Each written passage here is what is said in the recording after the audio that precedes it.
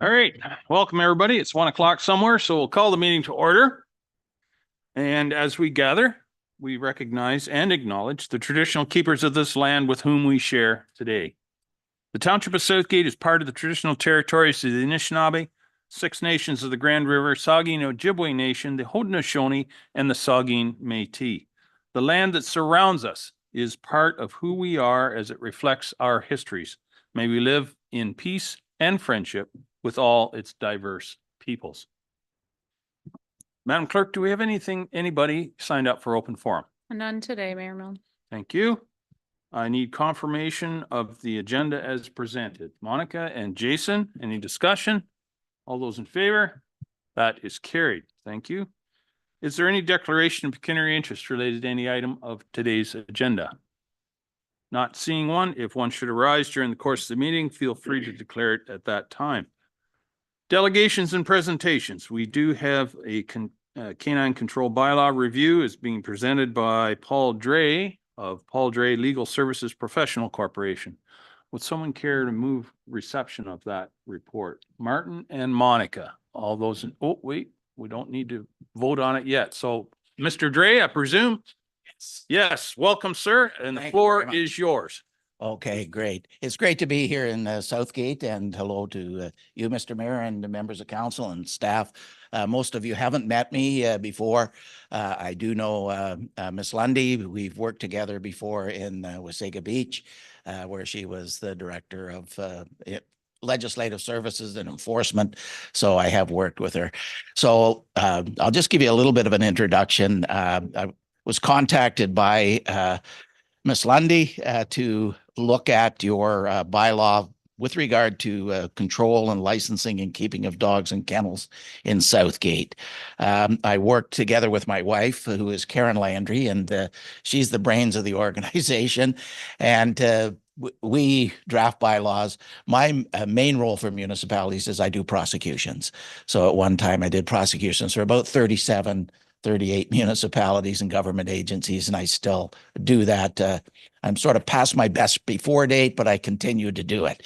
So that's a little bit of background about me and my wife. So the first thing we were asked to do was to look at your existing bylaw and any bylaws that were proposed to be changed and come up with something for you here today. And everybody, I think, has seen a copy of the bylaw in front of you.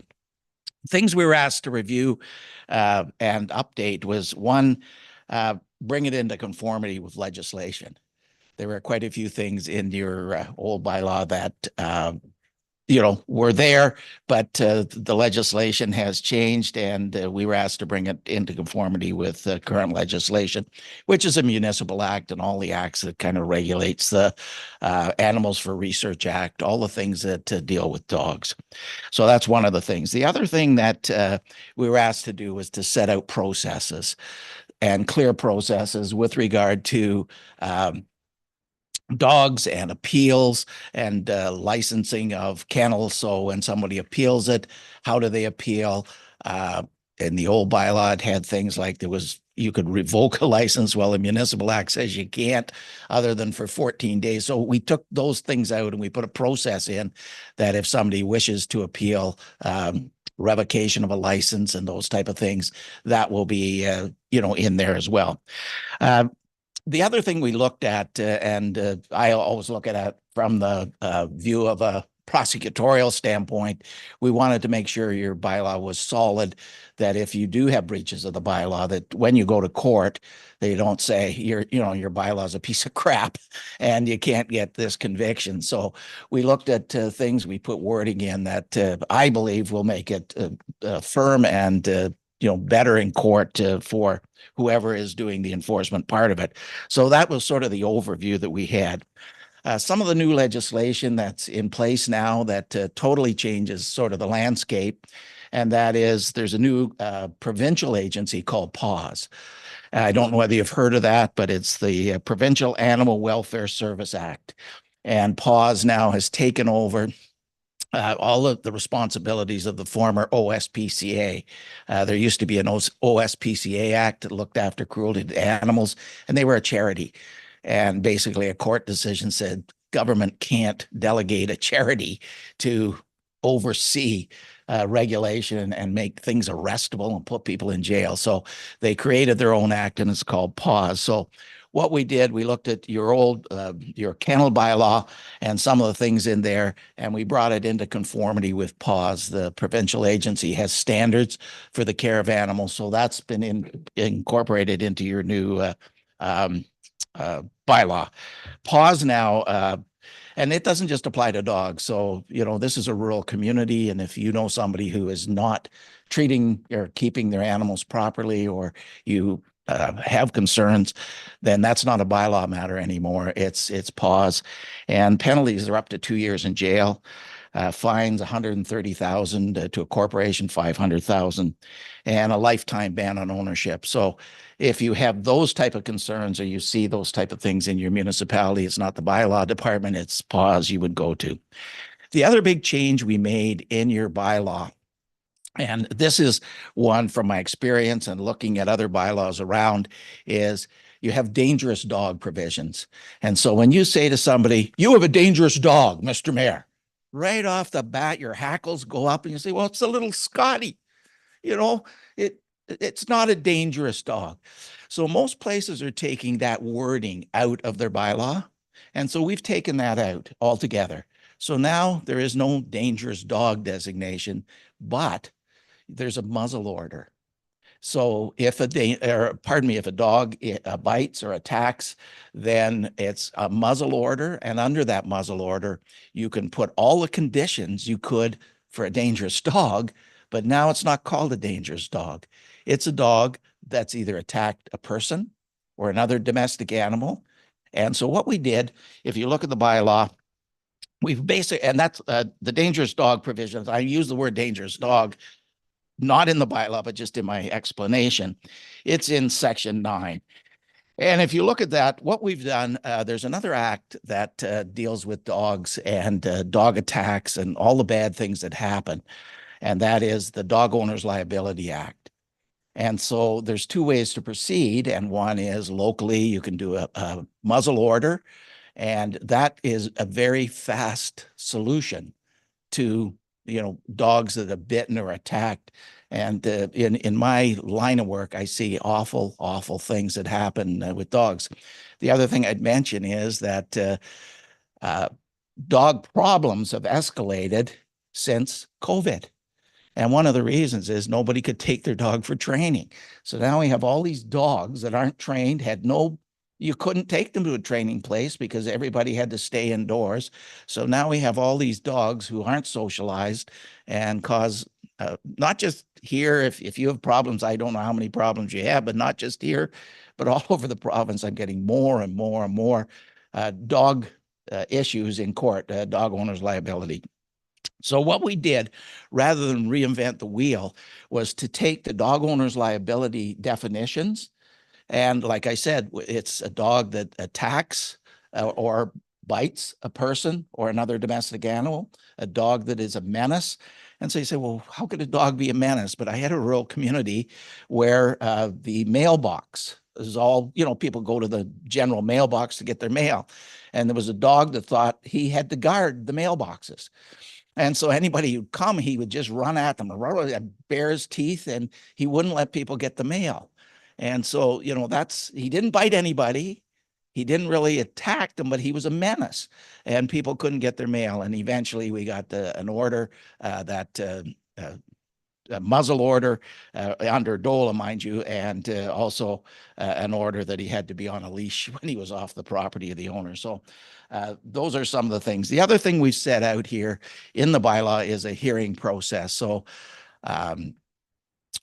if somebody has a dog and a muzzle order, then there's a process. And I believe you have a committee, or you're going to appoint a committee. I don't know who you're going to use, but having said that, I find that independent committees are always the best for these. When it comes before council, if council is the hearing body, then it's usually run like a council meeting. and it's not a hearing. And so it's better to have a committee, a separate committee that hears it as a tribunal, makes a decision, an independent. They're all local people, but they make an independent decision with regard to the dog. So that's all in there as well. Some of the other things that are in your bylaw now, the penalties have been updated. And so if you look at the penalty section, it's quite a high penalty, but I mean, we don't get penalties like that. We don't get $50,000 in court or 100,000, but the penalties are quite high. The other thing we've put in is the power of entry onto land. So the bylaw officer, when I say bylaw officer, the animal control officer who's appointed has that right to enter onto land and, believe it or not, into buildings, as long as they're not dwelling units. We don't recommend that, and I would suggest you don't recommend that, but they do have that power to go onto land and inspect for breaches to the bylaw. The other thing that we were very careful with, I think that in the past, not just here, but a lot of places that I have to be diplomatic when I say this, but sometimes animal control overstepped their authority and seized dogs they couldn't and held them and so on, not just here, in other places. And so we brought this in. There's a seizure process, and the only time you can really seize dogs is when they're at large, running at large. So your old bylaw had that, you could go into a kennel and seize them. There's no authority for that whatsoever. So we've taken that out because that brings litigation back to you if, somebody says, well, what power did you have to do this? I'm a storyteller, so I'll tell you a little story. I worked for a small place. It was in Grey County, actually, as a prosecutor. And they called me, and this said, Mr. Dre, we've got this dog, and or two dogs, and we've now had them for 2.5 months in custody. And I said, well, why? Well, the police raided a drug lab, and they took all the people into custody. So they called the township, and they called the township into the house to take the dogs. No authority whatsoever to seize those dogs. So now they were stuck. They were in the thousands of dollars at the kennel fees. And they said to me, who's going to pay for this? I said, I suggest you call the OPP. Well, they're not going to pay. So I think the township are on the hook. But those type of things we've tried to, correct in here. The other thing that I mentioned is the kennel licensing. We've kept it with the pause in terms of the regulations and how you keep animals and so on.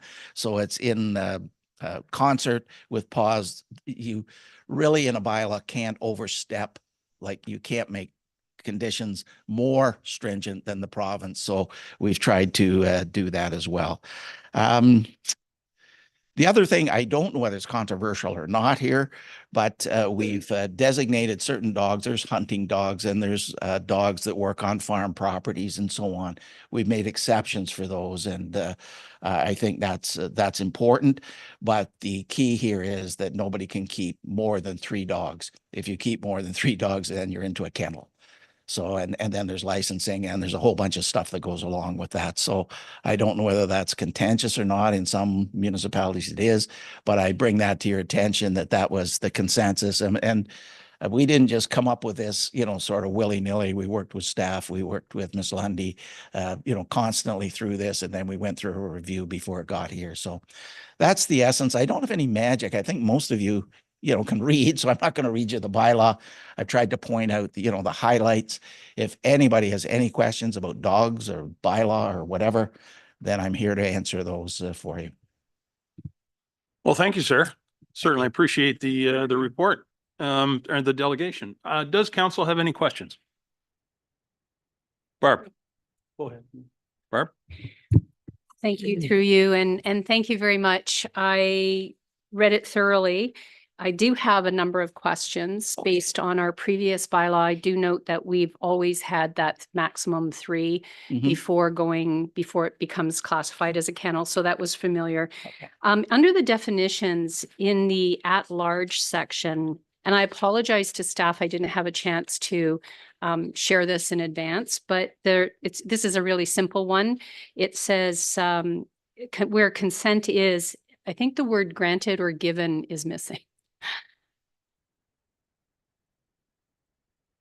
I'll share those housekeeping Yeah, things. Yeah. you're right. Where prior to consent, you could take out is by the person owning the property, prior consent by the person owning the property. So I Which, think, however, it gets the job done as, yeah, think if we that's just okay. take the, yeah, so that's great to point that out. So that's something Ms. Lundy can. Oh, yeah, that's just housekeeping. Yeah, okay, Under great. working dog. Working dog, are not service dogs considered working dogs? No, there's a special designation for service dogs. Mhm. And a lot of people, oh, this is my service dog. Okay, well, where's the accreditation for your service dog?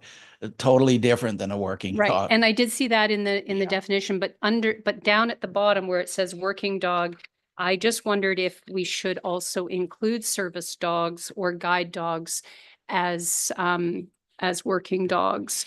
No, Yeah, under that section so that it refers back to service dogs. It was just means I- livestock guardian dog or a police work dog. So a service dog is not deemed a working no, dog. it is not. And I think we should stay away from that. Okay. There's a lot of people who, when I say a lot, that's the wrong terminology, but there are people who abuse this service dog designation. So we put it very clearly what a service dog is.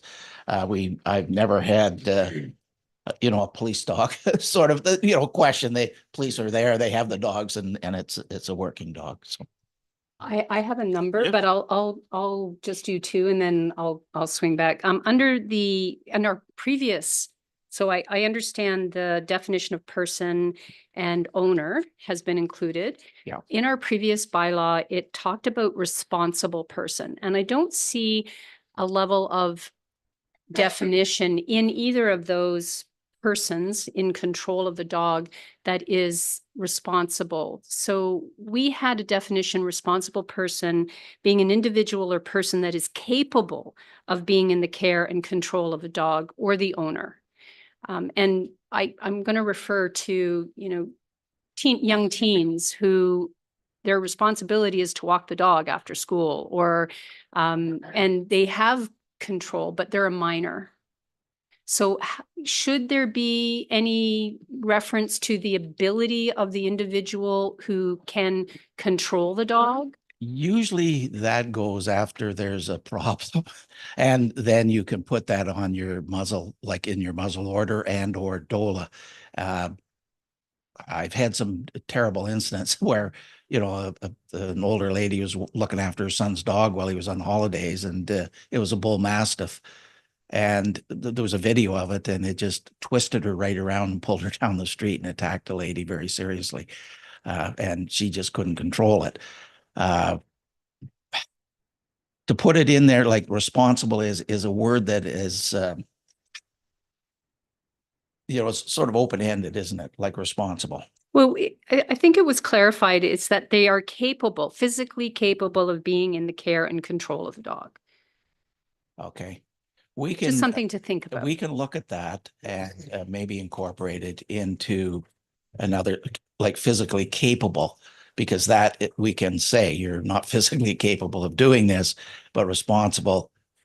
I'm a little troubled with that, although there's a definition there. So, And forgive me, Carry on. my thought process was that it puts the onus back on the owner of the dog to make sure that the care and control of the dog. is by a person capable of. Right. Yeah. And we can maybe work on that, like Thanks. care and control of the dog is capable of restraining the dog. Something like that. Yeah, I put it in muzzle, like in DOLA orders all the time, a person capable of Mhm. controlling the dog. So I do have that wording. It's in the dog owner's liability. So maybe we can get it in your bylaw for sure. This is always such a sensitive bylaw in our community. So, if we can avoid, we can just make sure that, the last point I'll make at this point in time, Mr. Mayor, is there is no definition of a restricted dog. I know you mentioned that you took out dangerous dog and replaced it with the muzzle order section.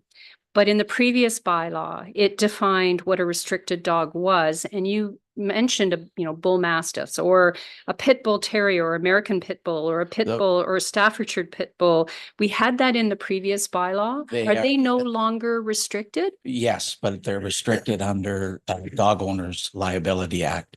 And a pit bull, as you described it, is defined there. To put it in your bylaw, you can't put it down.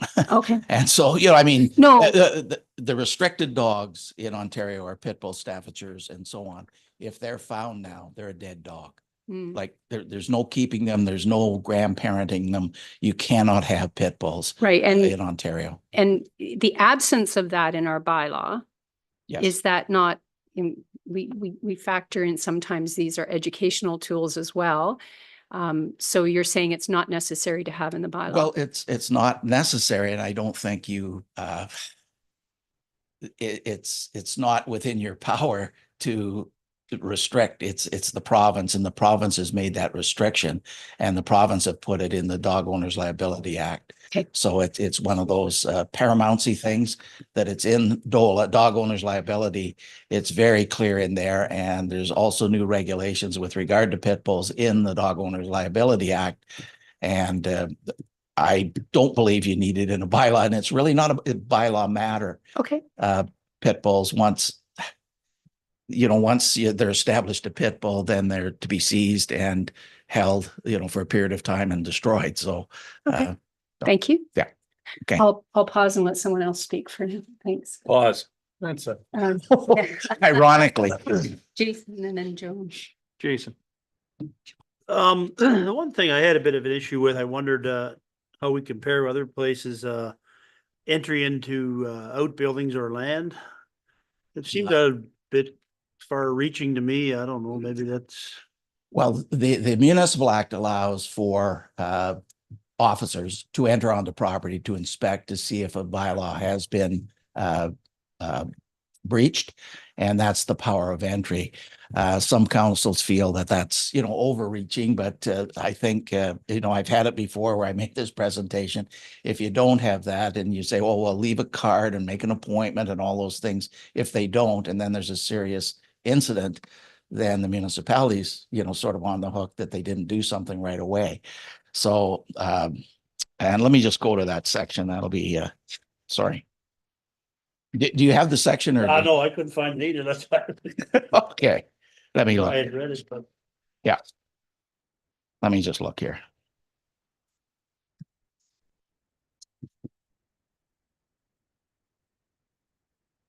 So we haven't put buildings in there at all. Oh, I thought you just said that. I did, but Okay. it's not in here. Okay. It's only onto land. So it's in 23.2. An officer may enter onto land at any reasonable time for the purpose of carrying out an inspection to determine whether or not a bylaw or a license.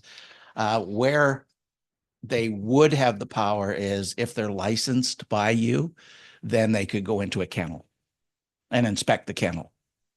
So that would be, if it's a licensed kennel, then they could go in there and inspect it. So could they go in there just at any time, or they have, like, the owner can, Well, I guess that's, normally if the way it's worded, usually it's a reasonable hour. So they usually make an appointment to go in and do an inspection. And I understand that inspections are done here of kennels. So they would make that appointment and go. If it's a kennel that's operating and it's not licensed, then I think it's questionable whether they could go in it, or not, under this bylaw. It's just to enter onto land. Joan? Thank you, Mr. Mayor. Through the chair, this is directed to staff. I notice appeal tribunal is mentioned a few times. Will staff be putting together a separate appeal tribunal for this bylaw? Yes, currently, maybe the clerk can even comment here. Currently, the Property Standards Committee acts as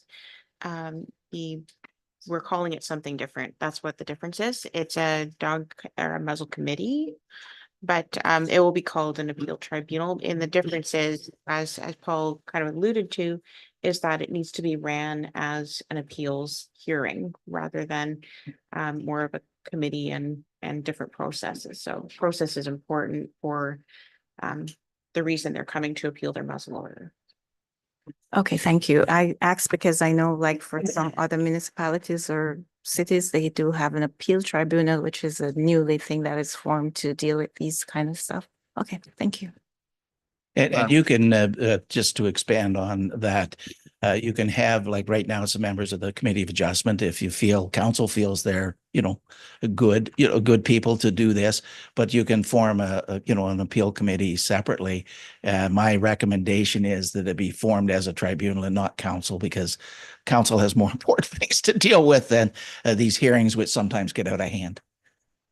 Just correction, Paul, it's not Committee of Adjustment right now that does it. Oh, I'm sorry. No, we were considering, I think, looking at different options, but Okay. currently it's the Property Standards Committee, which Oh. is members of the public. Yes, right? members of the Yeah. public, sure. Oh, that's great. Any other questions? Oh, Monica, go ahead, please. Thank you. Just good afternoon. Just through you, Chair, to Speaker, welcome. Thank you for being here.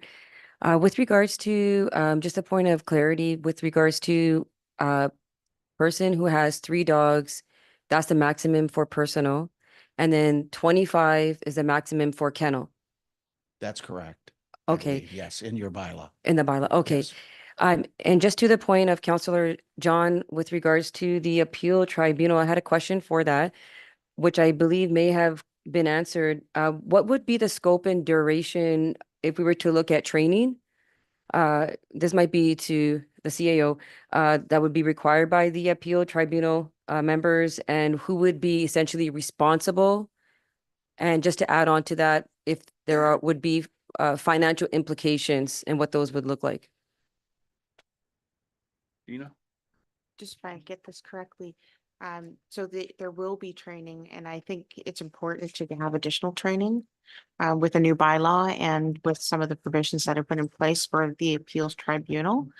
Haven't looked at what that looks like or what the financial implications would be, but there definitely would be cost for that training. And sorry, did I answer everything, Monica?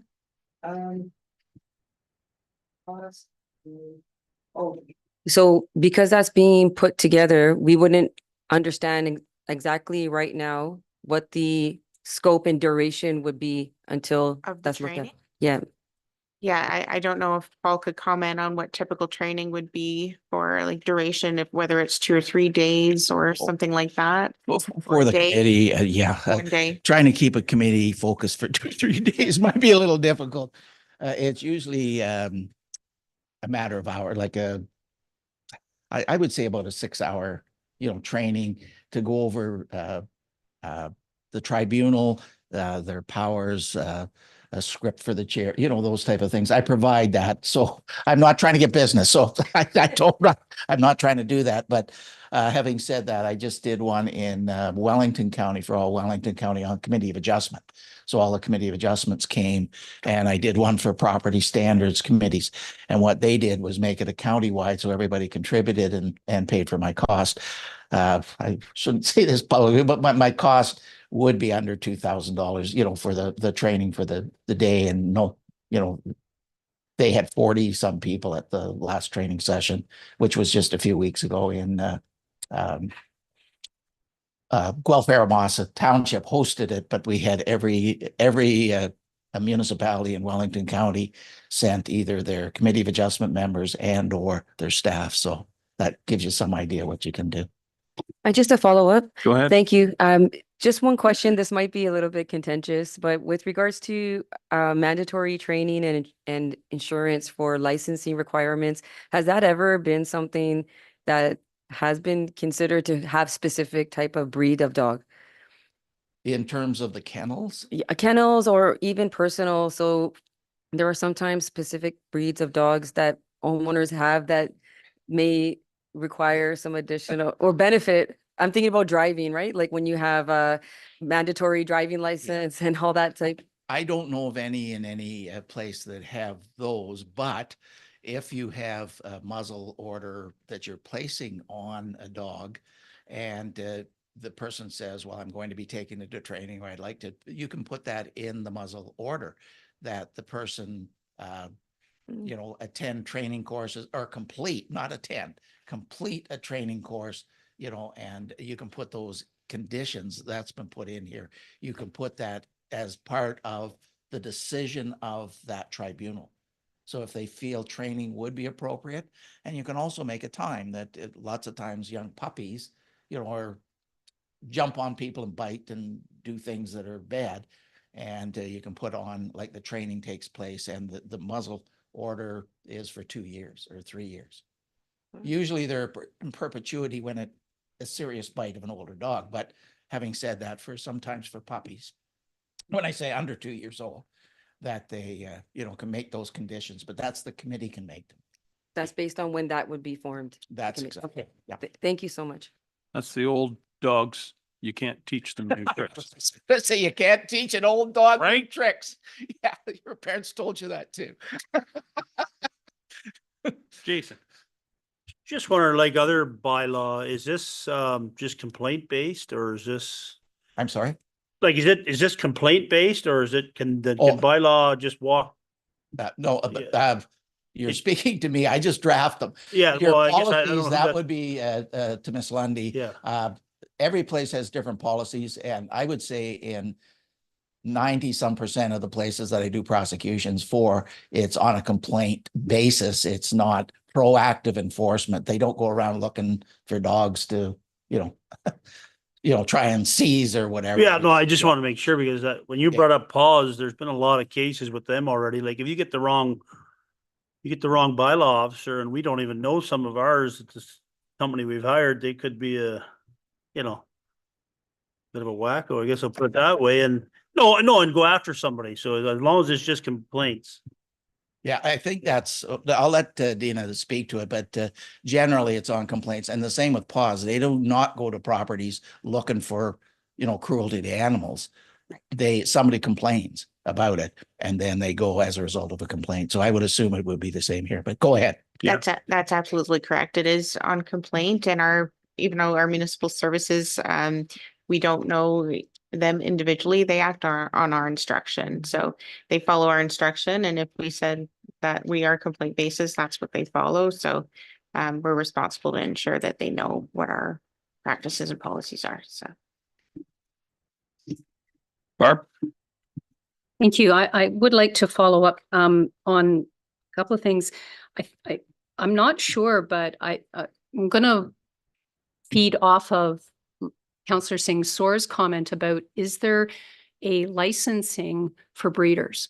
So a responsible breeder who's breeding a specific animal either in their home or in, you know, Yeah. a licensed kennel. Yes. Is there a training to license the breeder to ensure they're being humane? The requirement usually is the kennel club. So there's different kennel clubs and they're the ones that regulate the breeders. So there's a breeder of German Shepherds, there's a breeder of whatever, but that's the kennel club puts those. And if we just, I believe it's in here, a think member so. of the kennel club, I think we put in here, but I stand to be corrected.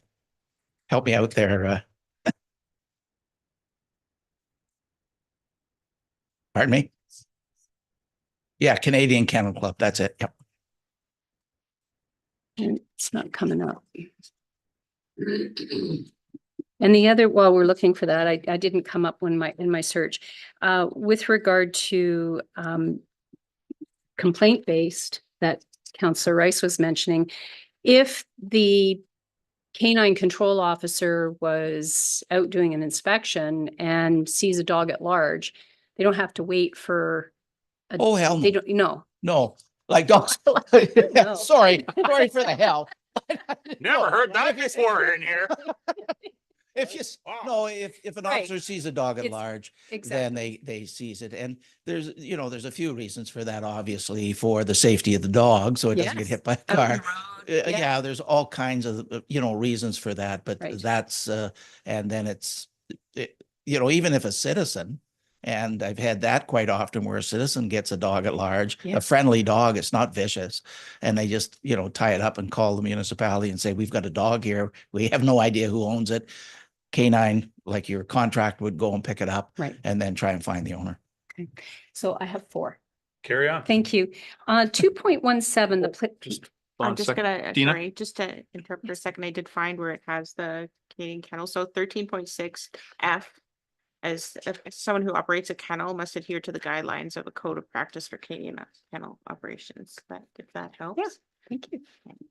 Perfect. I think it does. Thank you. Under 2.17, and it could just be the way punctuation sometimes happens. The placing of excrement in a receptacle other than on the person's property. Or is it, sorry, I have to go back. No person shall fail to immediately remove or cause to be immediately removed and placed in a proper refuse receptacle any excrement left by a dog on any property within the township other than the dog's owner's property. Is that placing the excrement in their own refuse receptacle on their owner's property Yes. or failing to clean it up? Because if someone is Where, walking. where are we? Sorry, just, 2.17. And it could just be the way I'm overanalyzing is, are we referring to the fail to immediately remove or cause to be immediately removed the excrement from any property other than the owner's property? Or is it that they must only place it in their own receptacle? Because if you're I'm on. not finding the section. I'm sorry to interrupt. 217, 2.17. Okay, sorry. I'm just thinking about, you're out walking your dog and you're going through the park, which is municipal property, and there's receptacles there. And we want to encourage people to stoop and scoop. That I just want to make sure that it's not implying that it has to be in your own receptacle on your own property. That we're not going to charge somebody for No. scooping and scooping and putting it in a municipal garbage receptacle. Maybe we can refine the wording on that. You don't have to I- do it right now. No, I don't do law on the fly, so, That's but okay. it's, I'll speak to Miss Lundy and. You're and- looking at a dog owner who really does believe in picking up after their Yeah. animals, and convenience is always been appreciated. 5.5C. It says that except for young dogs where inoculations for rabies is administered at various stages, adult dogs receive, it doesn't say this, this is me saying this. Adult dogs receive their boosters every 3 years. And the section is talking about the certificate must be within 12 months. So if I adopt an older dog and they're not due for their rabies vaccine, and I have to register the dog, or I've moved here and I have to register my dog, but they're not due for their rabies their inoculation for 2 more years, I won't have a certificate within 12 months. But you would have a certificate. I have a certificate.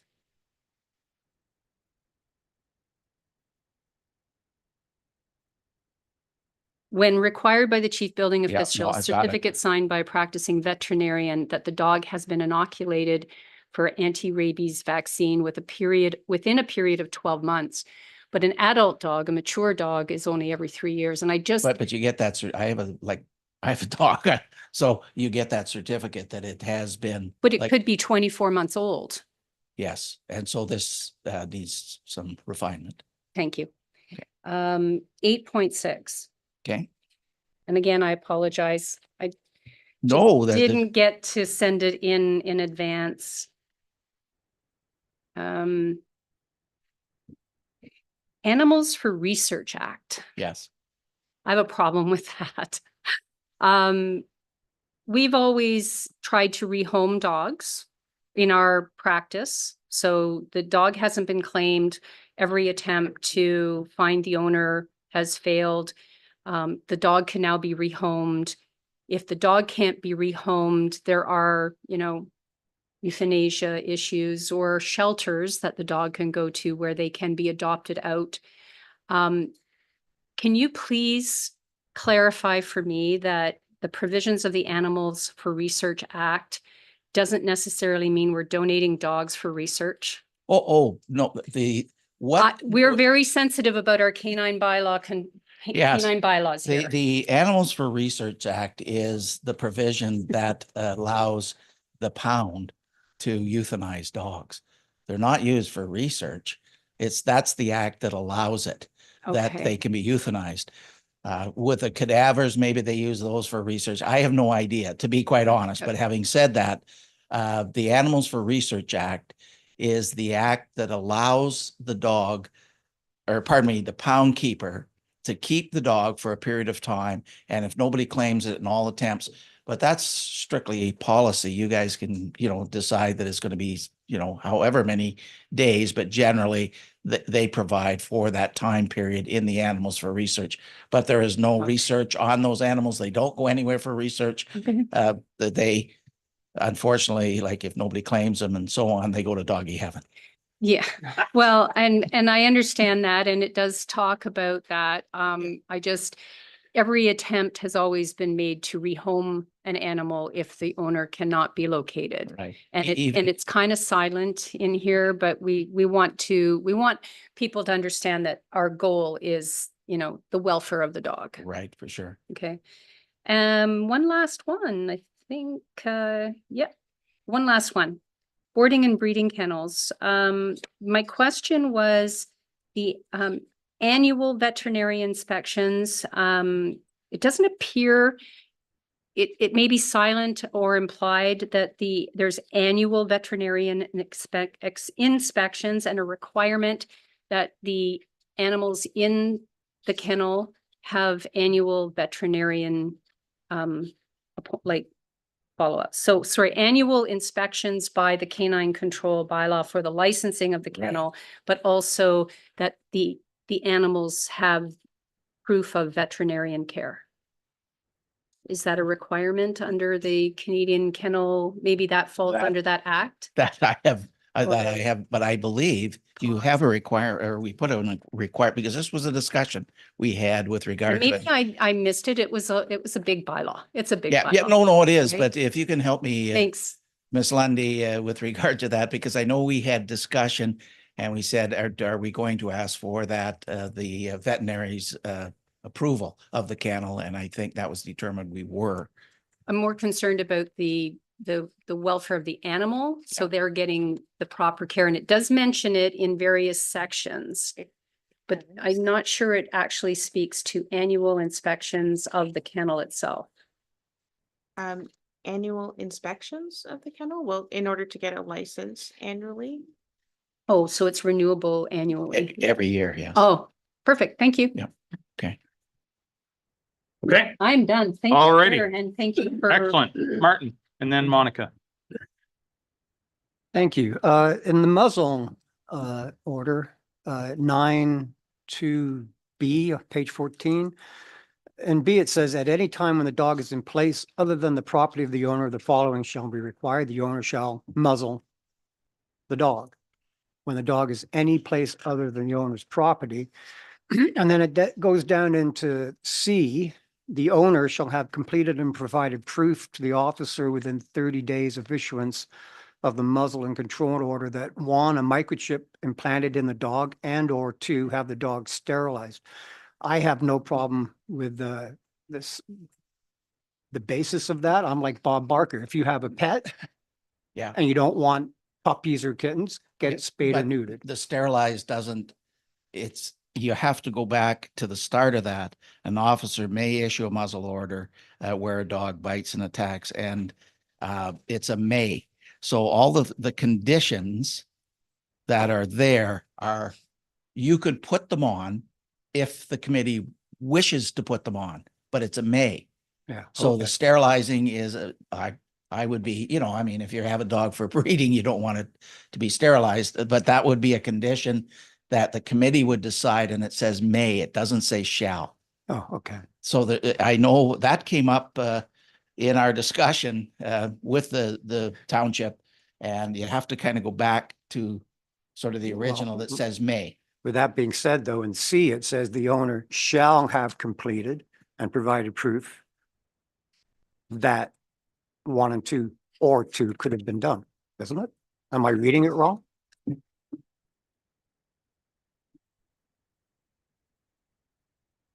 And if they don't comply, could that be a legal issue? If he's got the muzzle and he No. only wears it when he goes out. So if we go back to 9.2. Yep. A muzzle and control order shall set out such measures that the owner shall be required to take in respect of such dog, which may include, Okay. but not be limited to the following requirements. So you have to read that section. And then the others are may, and so if you decide that isn't a condition you want as the appeal committee, then you don't put it in. But if you decide it is, it's there. So we've given a list of things you can do as the appeal committee, but that you have to read 9.2 to make that. Yeah, And I that missed that came part. up and it is. I missed that part where Oh, at the beginning. so it's 9.2. Yeah. Okay, thank you. Yeah, no worries. Thanks. Yeah. Well done, Martin. Yep. Monica. Thank you.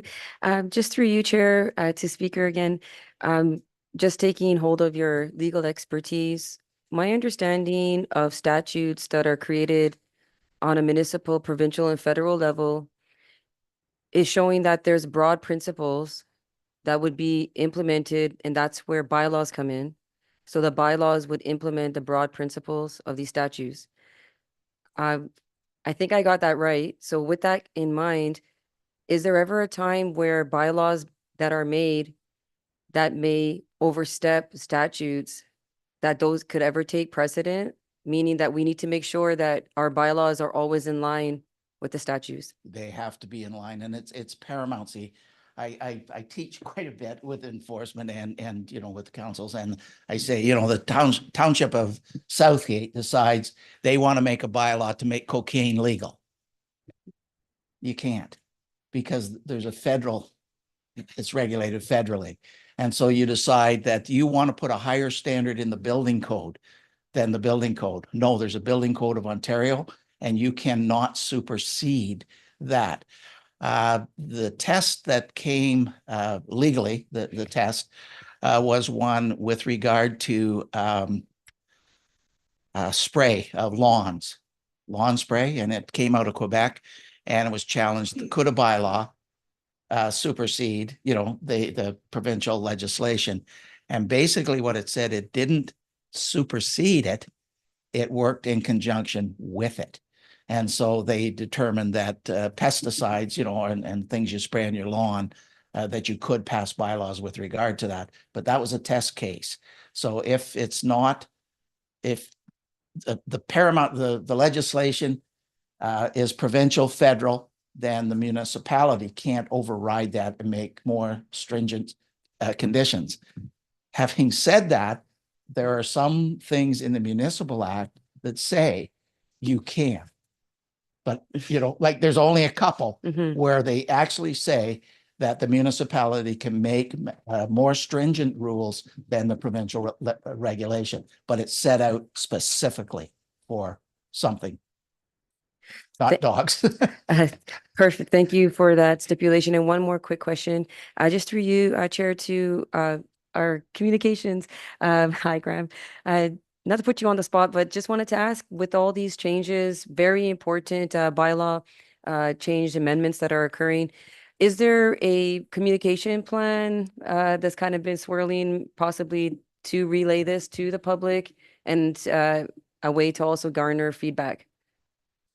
Yeah, I assume you all can. Okay. Well, here, just use this. Okay, thank you.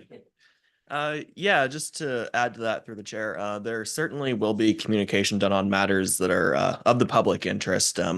Large part of this will come as part of the communications and engagement strategy that we just discussed last meeting. So when that's brought forward, there'll be a bit of clarity at that time. But in the interim, yeah, we'll definitely make sure any significant messages are brought forward to the public in an appropriate manner. Very good. To the counselor, I'm going to suggest there's there's 2 or 3 minor changes that it not, you know, be passed today. I don't know that you had that intention, but we will make those minor changes, and that will give an opportunity to communications to put out what we've talked about here today, if that makes any sense. I don't know. Yeah. Any other questions? Okay. I will call the question to receive the delegation. All those in favor? That is carried. Thank you very much, sir. Certainly appreciate it. Well, Um, it was a pleasure and a lot of good questions. There was, So, yeah, very, so, very good, yeah, very good. Somebody read their homework. Clearly, somebody's done a lot of work on this. Madam Clerk, I heard a bit of discussion about not adopting the bylaw today. So procedurally, do we just skip Sure. that part? Through you. So Dina does have a report further down in the Yep. agenda. So at that point, we can just defer the bylaw. Very good. Over, Okay, yeah. we'll do it that way then. And Then it can, oh, sorry, just to add, it can be then brought forward. I don't think Dina will need another report and to introduce at the next meeting. We'll just put it under bylaws. Certainly. Yeah. All right. So again, thank you very much, sir. Appreciate your Thank you. time. Yeah, all the best to Southgate, and I'm heading back south. I live in Elora, so All right. Well, drive Yeah. safe. thank Thank you you. so much. Thank you, sir. All right, moving on, adoption of the minutes from the June 5th of this year meeting and council meeting and closed session in that meeting. Someone care to move that? Martin and Jim. Any discussion? All those in favor? That is carried. Thank you very much. Reports of municipal officers. Do we need a break or no? We're good for now. All right, we're good for now. Economic Development Officer, Brenna. Carol is here with us today. Welcome, Brenna. You have two reports there today, two applications. First one is a CIP application for Ray Love. Someone care to move that, please? Jason and Jim. Brenna, welcome. Wonderful. Thank you, Mr. Mayor and Council.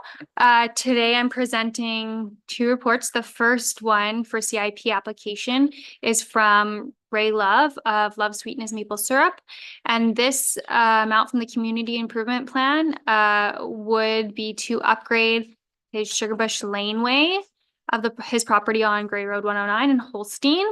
And half the total amount would be $3,060. This would come out of the Property Landscaping and Parking Area Improvement Grant, which would include this type of expense. And I'm excited because this is our first business from Holstein to apply, and also our first agricultural business to apply as well. I'm ready to answer any questions that are had. Very good. Thank you, Brenna. Are there any questions regarding this application? Seeing none, I'll call the question. All those in favor? That is carried. The second report is regarding Country Automotive and a similar CIP application. Brenna.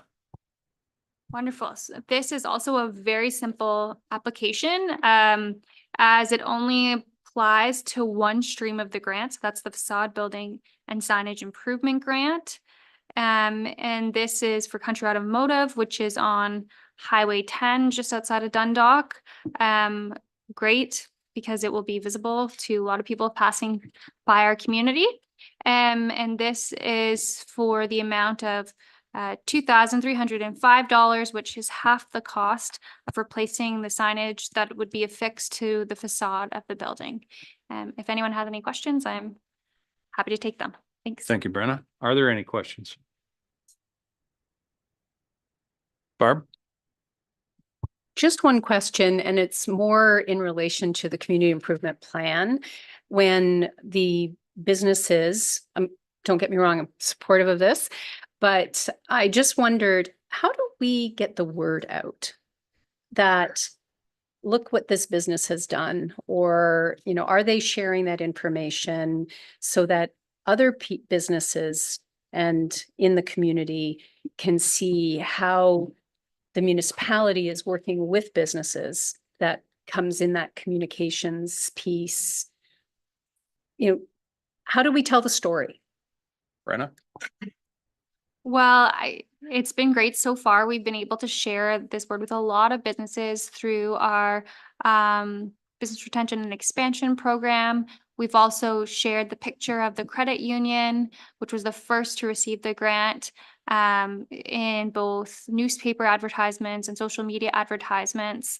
And a lot of businesses have found out and been referred to me either through those ads or through referrals from other businesses who have received it. But that's a great comment. So hopefully we'll be able to share more of the success stories and showcase those businesses that have received the grant, so that we can tell other businesses about it and hopefully have other business access it. Thank you. Thank you. Graham? Thank you. Am I live there, Ollie?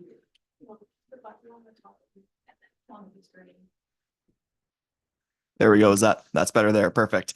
One thing that we could look at doing with respect to that program is putting a stipulation on the application that all prospective applicants must consent to possibly being used for promotional purposes and things like that. That's on a lot of the provincial government programs. The main, it was the Main Streets program the province just did. That was one of the check boxes we had to go through for that one. So that may be something we may want to look at. And that kind of just takes care of that step of having to get information from them before you promote it. But that would be something that could certainly help give us a greater volume of materials to work with when it comes to promoting the successes of the program too. Thanks, Graham. Joan? Thank you, Mr. Mayor. Graham, that was a great point, because I know like for a lot of grants that not-for-profit or other people get, they will have to put it on there that they were funded by such and such. So that's a great idea.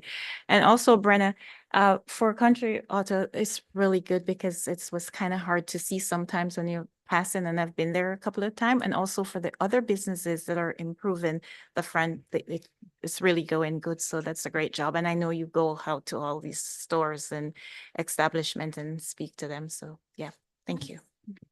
Thank you, Joan. Martin? Yeah, just a just a comment. I think it's great. Like how many have you brought before council? Since you've been here, quite a few, and the money is going down, which is great. So I think it's part of the, putting our logo or something like that on the application afterwards. That's a good idea. But I think the business community, they're going to do their own part. Oh, I've just got this grant. And I think it's natural. It won't go through the business community. And I like the fact in your report, Brenna, that you explained why they didn't get all the grant. And that is something that the businesses would like to know up front too, because then that'll make your job easier. Oh, we can only do this stream. We can't go for the inside, we're open sign or whatever that meant. Interior signage, like we're open now, that kind of neon signs.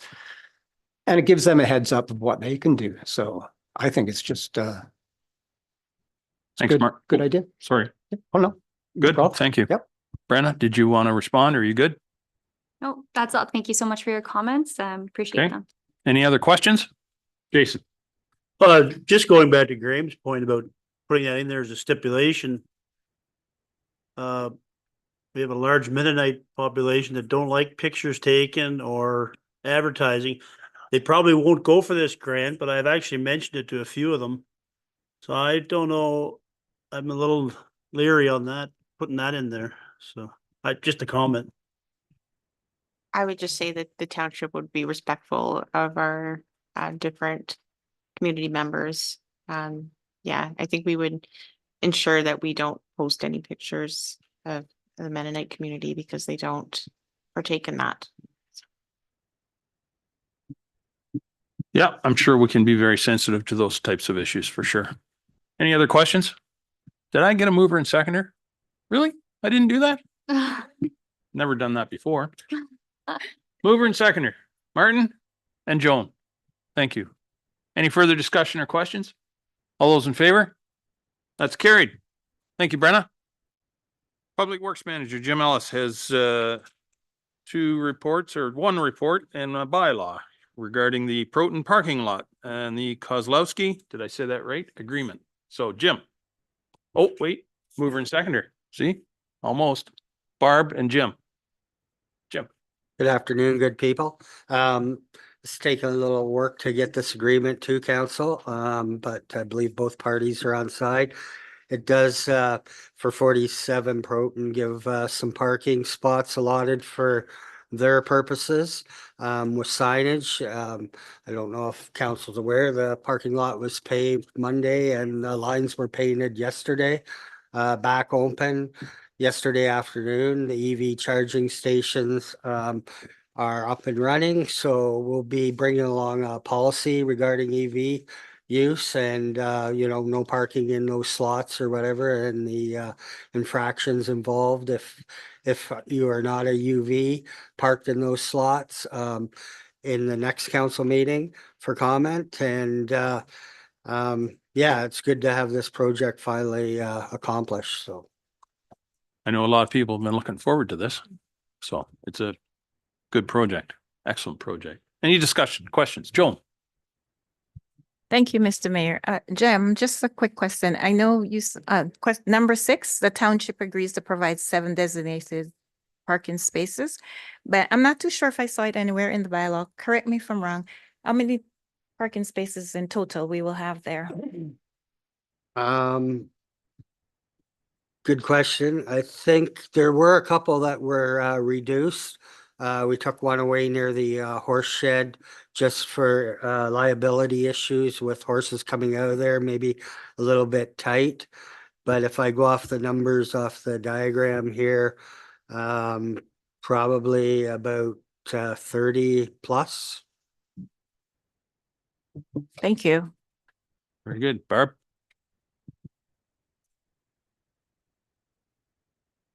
So that's great. And we have been waiting a long time for this. I know that we deferred funding from, I can't even remember the name of the, I think it was red funding or something that we got. Oh, no, it was the swapping of the buildings. That's right. But anyway, it's been a while. So congratulations. It looks great. With 30 spots, and we know that, or we can surmise that there are individuals who are parking there overnight and for long periods of time through the winter. You can tell by the amount of snow that remains on the vehicle, including trailers. Is there going to be no parking signs? Are we going to consider maybe a overnight permitting? Because there are apartment buildings that back onto that parking lot. And I just wondered, could it be a revenue stream? Tagging and towing for purposes of vehicles who are not permitted to be there overnight, especially when you're going to be clearing that lot, correct, Jim? Yeah, we have limited parking space in downtown Dundalk, and there are residential units above some of these places and even some other places close by that have limited parking. So it is municipal parking. We weren't looking at charging fees for use at this point in time, if that's something council wants us to consider, but I think due to our limitations that we have to offer somewhere for them to go and for people to park overnight. We do have a challenge with snow removal. What happens is that we watch for the areas when people move and send the tractor around, clear out the spot as they become available during the day or whatever. But I think at this point in time, we've got to leave it to the municipal level and not challenge people about parking in the space that we're providing. So Go ahead. And to your point, when we're restricting people between November and April from parking on the road, this is an alternative to get them off the road so we can clear the streets with, an education and awareness campaign.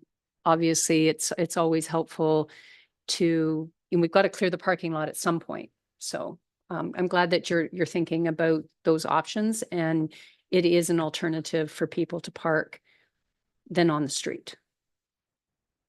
Very good. Any further questions? Oh, Jim, go ahead. yeah, just to further on that, now that we've got parking stalls and identified and where to park, and we will be watching more of the habits of who's parking there and for how long, and is the vehicle plated. I know it's happened in the past, but we're going to be a little bit more diligent now that we have more that's defined to go by in this parking lot. So I think this really helps. Thanks, Jim. Jason, did you want to add something? No, I was just gonna ask if the EV vehicles can park in the gas spots. That would have been inclusive, so. That should spark some discussion. I'm going to say yes. Yeah. Just wondering. Yeah, fair question. All right, Jim, go ahead. And then Well, on that note, if they don't need a charge, they shouldn't be parked there. Yeah. So let the chargers get There you go. use as well. So. Excellent. Martin? Yeah, Jim, with the 7 parking stalls for the tenants, are they going to be like signs that say reserved, tenant 1, 2, 3, 4, like numbered? Are there going to be signs like that? So other people will not park? Jim? It's gonna have a reserve sign on it. There is a business there too that has some parking arrangements, so it's not all just for tenants. Because I don't believe there's that many tenants in that building that could consume these stalls, so. I think over time, as we see, and we'll work with the owner that, if the slots are available and not in use, maybe there's only 3 that are needed or required, that maybe the signage will stay, but we'll maybe say to some of the people that park there as their parking spot that, okay, you can use this one. I think we'll work out some arrangements going forward, but it'll take us a little time to develop who's in there for how long and figure this out a little bit further that way. Just another No. EV no, question? it's a good one. No, it's oh, okay. Well, that was a good one too. Yeah. Just to that point, Jim, if those are like, cars are parked there, we're trying to plow the snow with those 7 spots, is that gonna cause a problem or? Again, we'll be like the rest of the parking lot, looking for the spaces when they become available. Maybe those people are leaving at Yeah. 4 o'clock in the morning. We'll have to wait and see, but. All right. I'll call the question. All those in favor? That is carried. Now we will consider the bylaw for that same report, parking lot Kozlowski agreement. Someone care to move adoption of the bylaw? Martin and Jim. Any discussion? Anything further to add, Jim? Okay, I'll call the question. All those in favor? That's carried. Thank you very much. Thank you, Jim. CAO Lundy, Dina Lundy, has a report now regarding the canine control bylaw. I believe, Madam Clerk, you have some verbiage there that will amend that or change the. Sure, through you, Mayor Milne. Please. So we can discuss the report. I mean, there's not much to say, but we'll do a friendly amendment just to the second clause that council consider adoption of the new canine control bylaw at a future meeting. Okay. And then I just get a motion to defer the actual item 8.3.2. Right. Okay. Barb will move that and Monica will second. Any further discussion? Barb? I would, thank you. And yeah, I'm supportive of bringing it forward for a future meeting. I'd also like to propose an amendment that we circulate this on social media in advance to invite the public to have to build more awareness about the bylaw in case, since we are doing some tweaks and the Mr. Dre was very receptive to, looking at the wording. I'm looking for input. Maybe it's not something that we need to do because it's out there now. Madam Clerk, what would you think about that? I mean, we can, sorry, through you, Mayor Milne, we can do an amendment if that's what Deputy Mayor wishes, but maybe Dina wants to speak to that first. Dina? I think it's circulated on the agenda. We can certainly post that, council is considering a new bylaw. A lot of the items in the bylaw are quite regulatory and so I hesitate to, I guess, stray from the meaning of the bylaw specifically due to the sensitivity of canines and the different legal aspects. That's why we had a prosecutor that knows all about these things to do the bylaw. But we can certainly post it out on social media if you wish. But the bylaw is already public, so people can see it. Barb? I did see Graham's hand up, but having said it out loud and hearing what you're saying and the fact that we do have council highlights that come forward and it's going to be there and that gets out on social media. I don't find an amendment required. Thank you. Graham, did you want to chime in?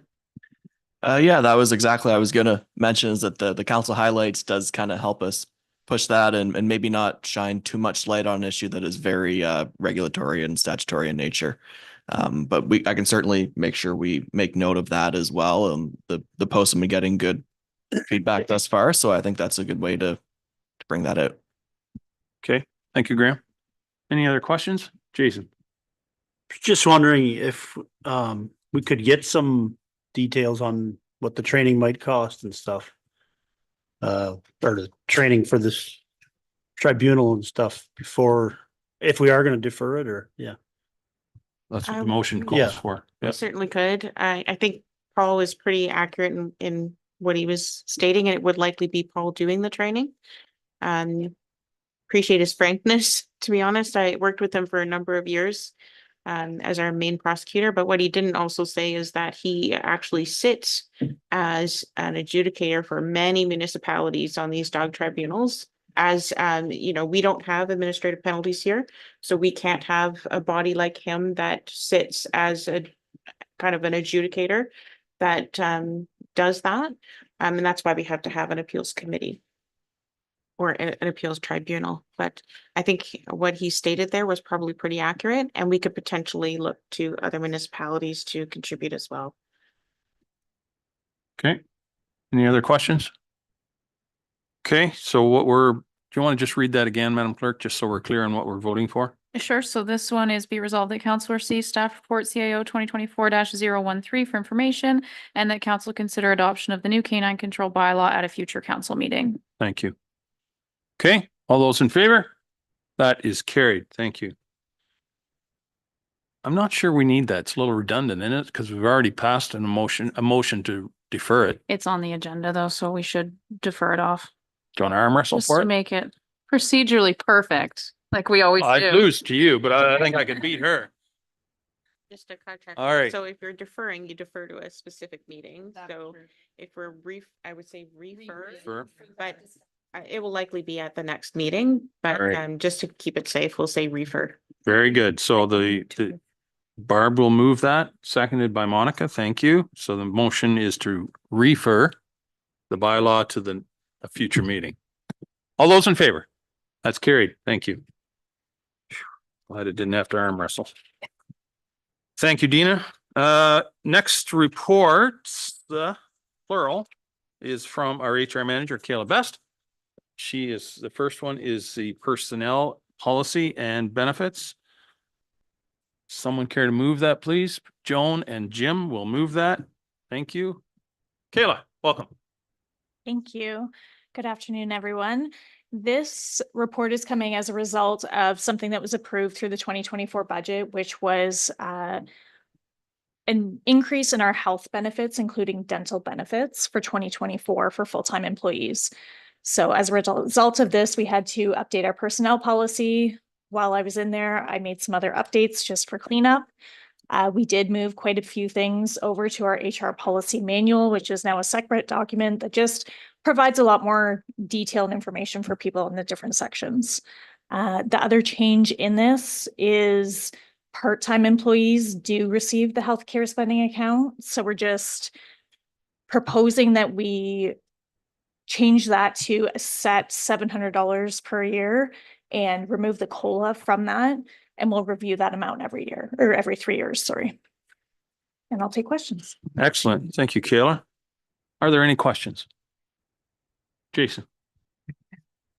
I'm not sure where it was. I read it the other night, but in the policy, are you gonna change the yearly review policy, it said? What am I trying to say? What's Performance policy? Sorry, did I read it or did I read it wrong? I think that there was a section, if I'm remembering correctly, without looking at it, there might have been a section in the personnel policy that stated we would do annual performance reviews, but that's in an actual separate policy. So I just took it out of there. We did update the performance appraisal policy back in October. It was in the fall, right before we did our performance. Yes, appraisals. sorry, I read it wrong. Okay. Joan and then Martin. Thank you, Mr. Mayor. Kayla, just a quick question. You said changing amount to 700 per year for part-time employees. Is this an increase for them or what were they getting before? Through the mayor, it was $706. Oh, So I just made it an even amount. okay. Thank you. Thank you, Joan. Martin. Thanks, Brian. Yeah, that's 700. When it says you will take off the COLA, it'll be assessed every 3 years. What would you be using to assess every 3 years? Cost of living, anything like what? Through the mayor, thank you, Martin. We would most likely be using just industry standards. We'd be going out, kind of looking what other people do. Barb. Thank you. And through you, Kayla, you mentioned in your response to my email that currently we are above the standard. Even at $700, this is above what the average municipality is providing their part-time employees. Yes, that's correct. Which is consistent because we're above the average municipality. Just saying. Okay, any further questions?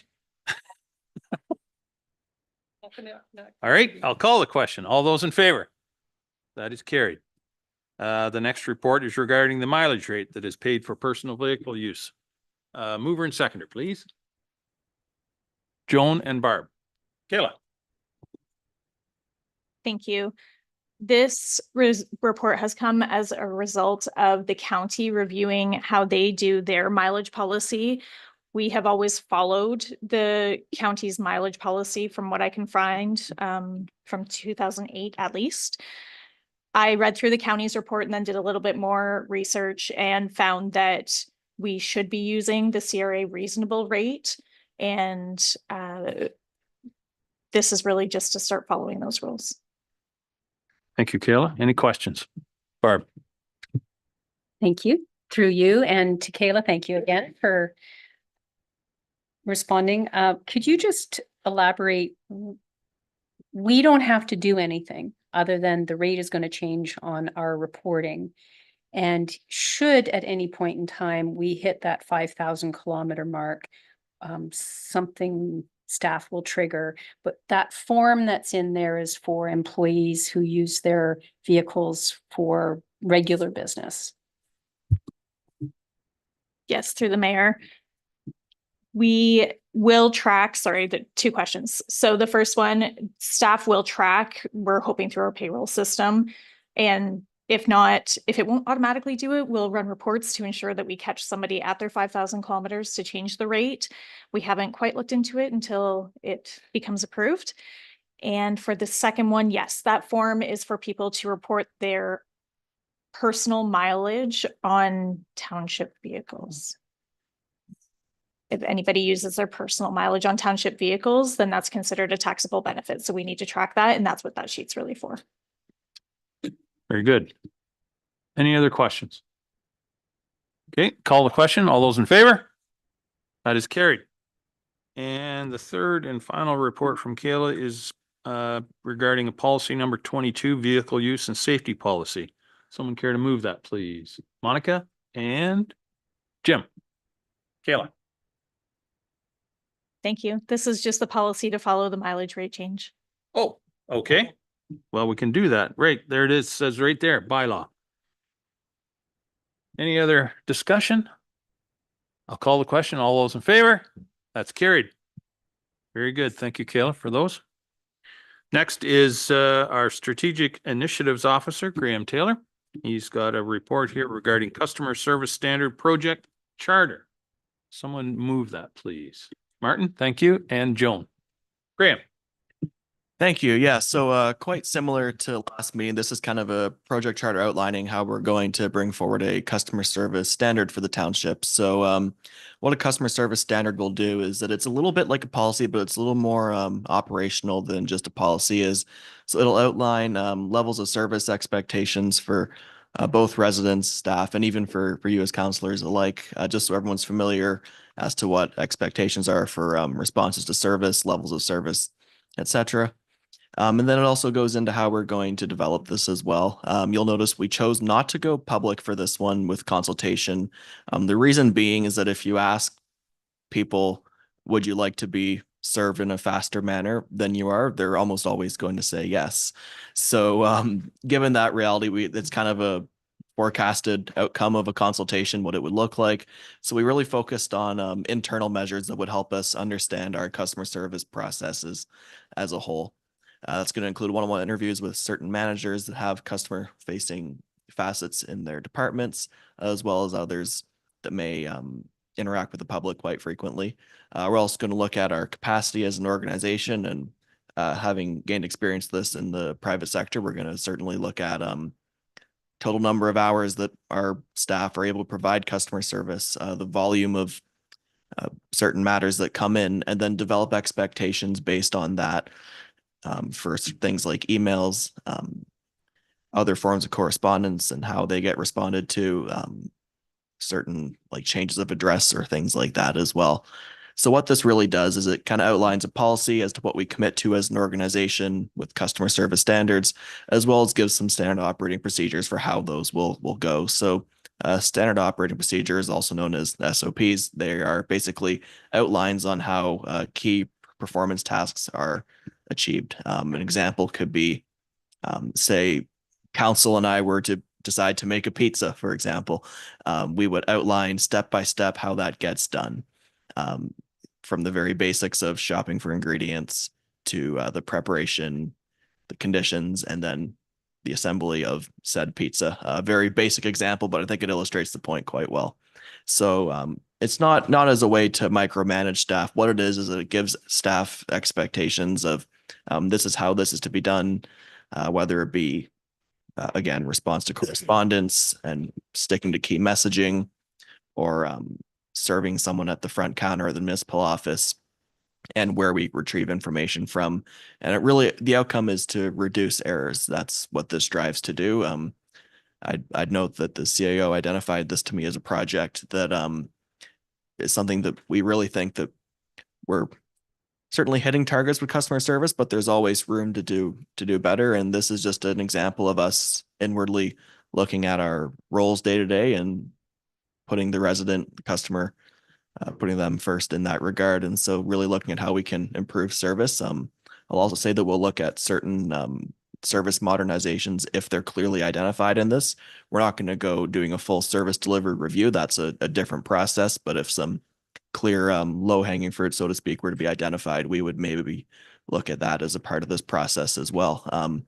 With that, I'm happy to take any questions you may have about this. I know this report may seem a little theoretical or metaphysical at this time, but it'll make sense once it all comes together. Thank you, Graham.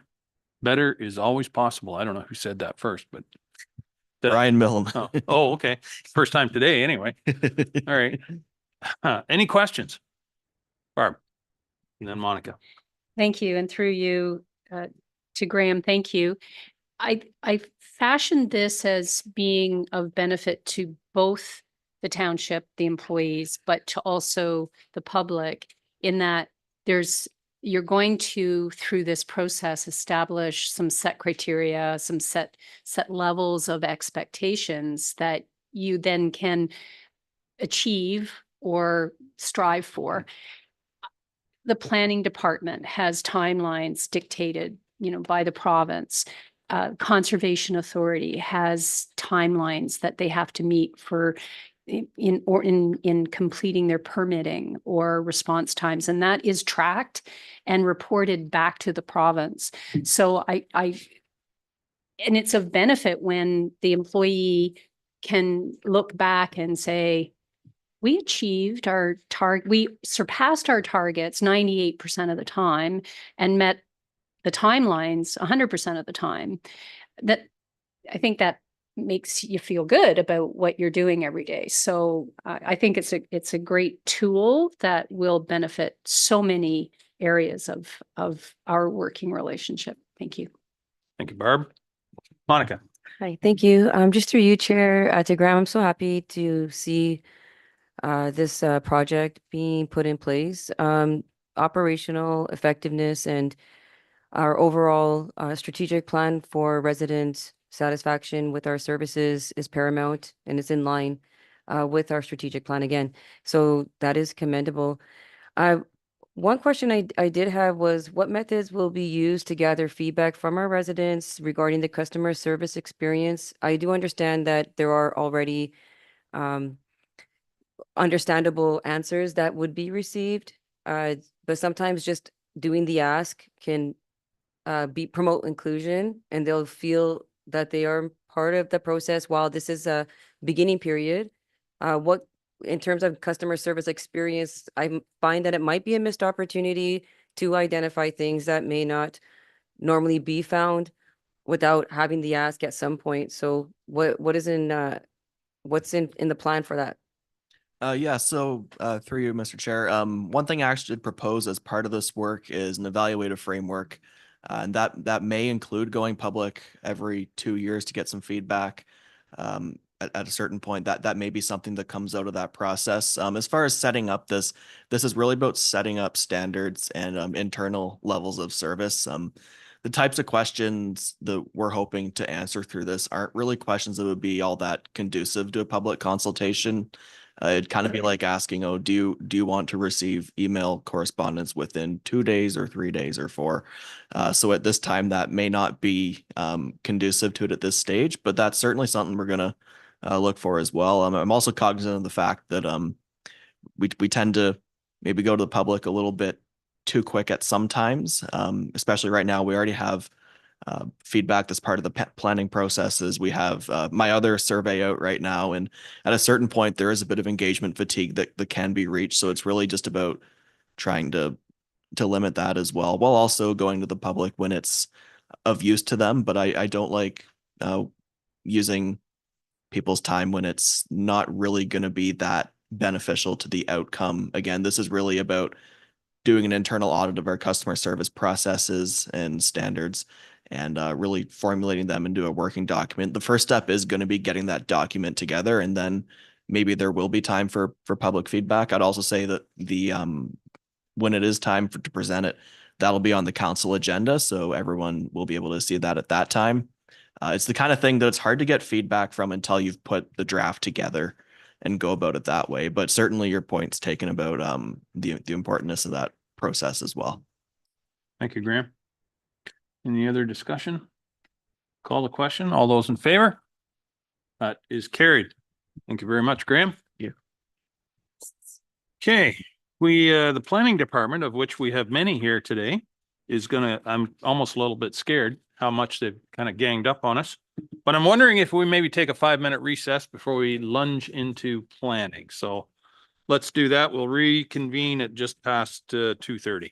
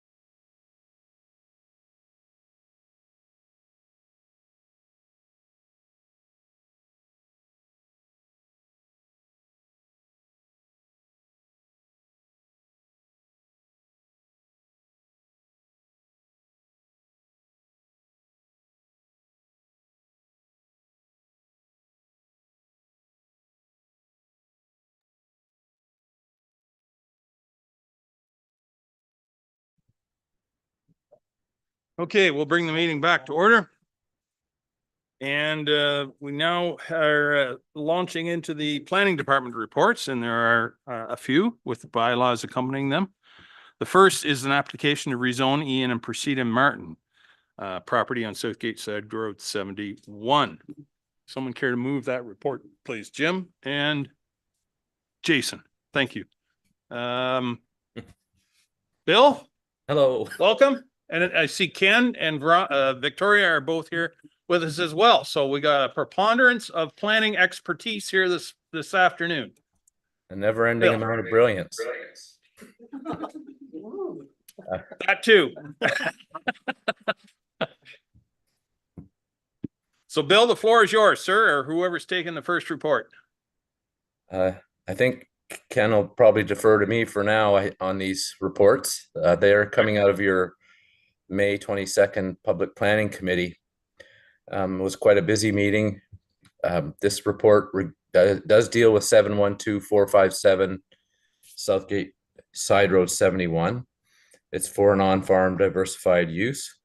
730 square meters, I think, is what's proposed. 500 square meters of outdoor storage. There's an existing 40 square meter powder room. This is a cash crop property. It's like many properties in Southgate, flat to rolling in topography. There's an existing farm cluster on the site. I mentioned the May 22nd public planning meeting. Public Works talked about there being safe access to Side Road 71, which is a load restricted road. County of Grey noted the proposal complies with their official plan policies for on-farm diversified uses, provided the water and septic is adequate, and that the development is outside the hazard areas, and the county ecology is not concerned about the impact on the adjacent properties, which have significant wetlands and streams. And a similar opinion on the ecological aspects from the Saugeen Valley Conservation Authority. In this case, we did have a letter of public concern from and the Sobalski and Bite, and they're, I guess, residents in the area, and they're opposed to this particular one because of the owner having a nearby facility, the use of diesel fuel to generate energy, truck traffic, the fact that there's industrial land in Dundalk, and the impact of 35 similar uses within 8 square miles that they have identified in mapping that they supplied to council. From our perspective, the OFDUs have been approved through rezonings on many occasions on Southgate. They go well beyond when myself and Victoria started providing advice. They date back to for as long as that zoning bylaw seems to have been in effect. We have no doubt that there are many of them in the municipality, and with few exceptions, they all comply with the general standard that they are 20%. The zoned area is 20% of the lot size to a maximum of 8,000 square meters, and that the floor space is 20% of the zoned area or 750 square meters maximum. So that's outlined in both the county and township official plans. There also is a section in the township official plan that talks about allowing certain OFDUs as of right. And that would mean that there would be a comprehensive zoning amendment that would allow certain ones that are 30 meters within the building cluster and 150 meters from sensitive uses. We have, that has not been a choice that the council has made at this point. That would avoid some of the rezoning applications, but there's obviously still potential issues that can come out of these proposed uses. One way of trying to mitigate, and I'm speaking to this mainly because of the neighbor concerns that were expressed, which for my last 9 months really hasn't been there hasn't been any neighborhood concern expressed really. There is a section of the county official plan that talks about looking at your roads and assessing the impact of OFDUs on that. And you could get into regulating where they go based on the quality and type of road that is there, but we haven't done that work yet. And that again would be something separate you would have to do. The approach that's taken on OFDUs is similar to obviously what happens in the county under their official plan and what other communities do. And they're very, very important to making ends meet for many farm families, particularly in Mennonite communities. We also have farming whereby homes are removed and large centralized agriculture occurs. Those are both important to ag, and both have their benefits to what supplies the food and other things that come out of our agricultural lands. One of the things, because we have a number of them to go through today, there's a difference between those that are designated rural and those that are designated agriculture. So in the rural designation, you don't have to be what they call a real farmer, a bona fide farmer. You don't have to have a farm number. And so there really isn't a requirement that you regulate the number, or there isn't that the size of that there would be an active viable agricultural operation on there. That's critical in the agricultural designation, but in the rural, it's in the official plan, it's made less important. And I believe that's because in rural, you have a bunch of uses that tend to sit together. You have estate residential, you have farms, you have OFDUs, you could have recreational uses. So that's why the rural designation seems to be a little bit more open. There is EP zoning on the property. As mentioned, the county ecology planner and the Saugeen Valley are fine with that from an adverse impact point of view. I just wanted to add, there's a little bit more information in the provincial planning statement section of the report. And there's a reference to guidelines on permitted uses and a link there if you're really interested. And you can find out more about how important these uses are and how the province interprets them. And I believe the mechanisms that are in place at the county and township levels are pretty consistent with that.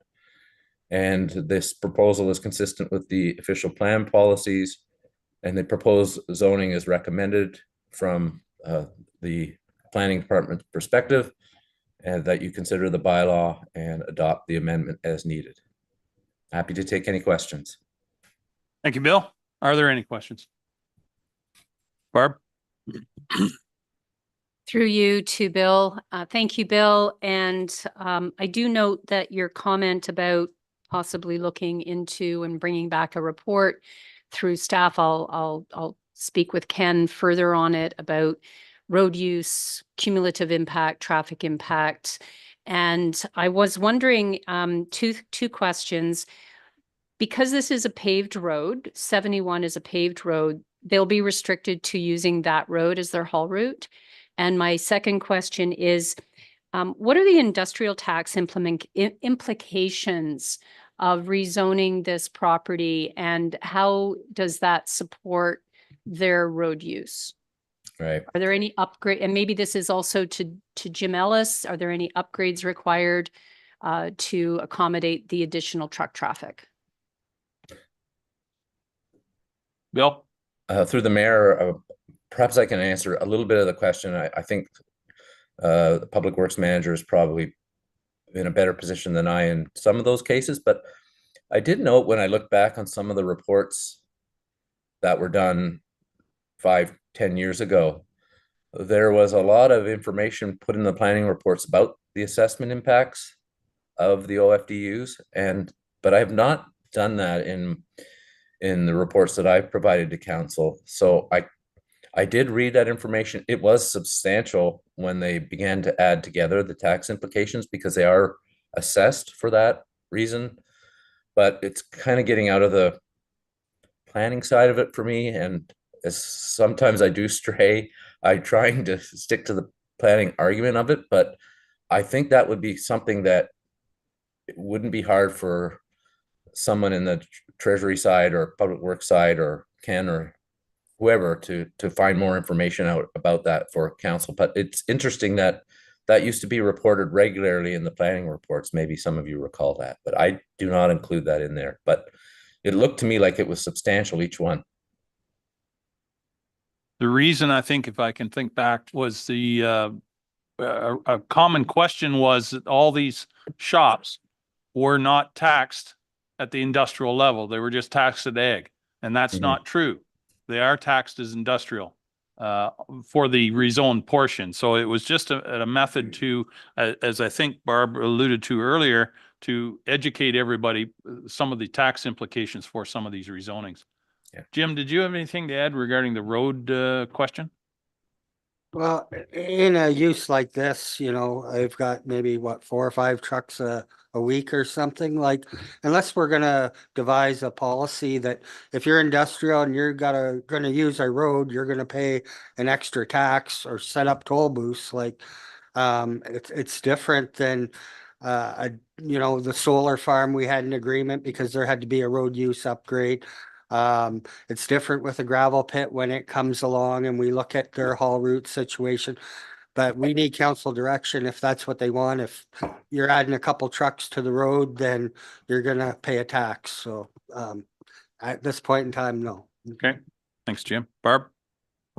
Just to follow up and to clarify, I wasn't implying that they should pay a road tax for use of the road. I was just wondering if they would be encouraged to use the paved road as opposed to coming across the gravel road from Ida, or if there was going to be, if we knew what road that they were going to utilize because of the public's concern that there is another shop and the next file is indeed around the corner from this, whether or not the gravel road, there'll be dust suppressant or, you know, on those heavy days of dust.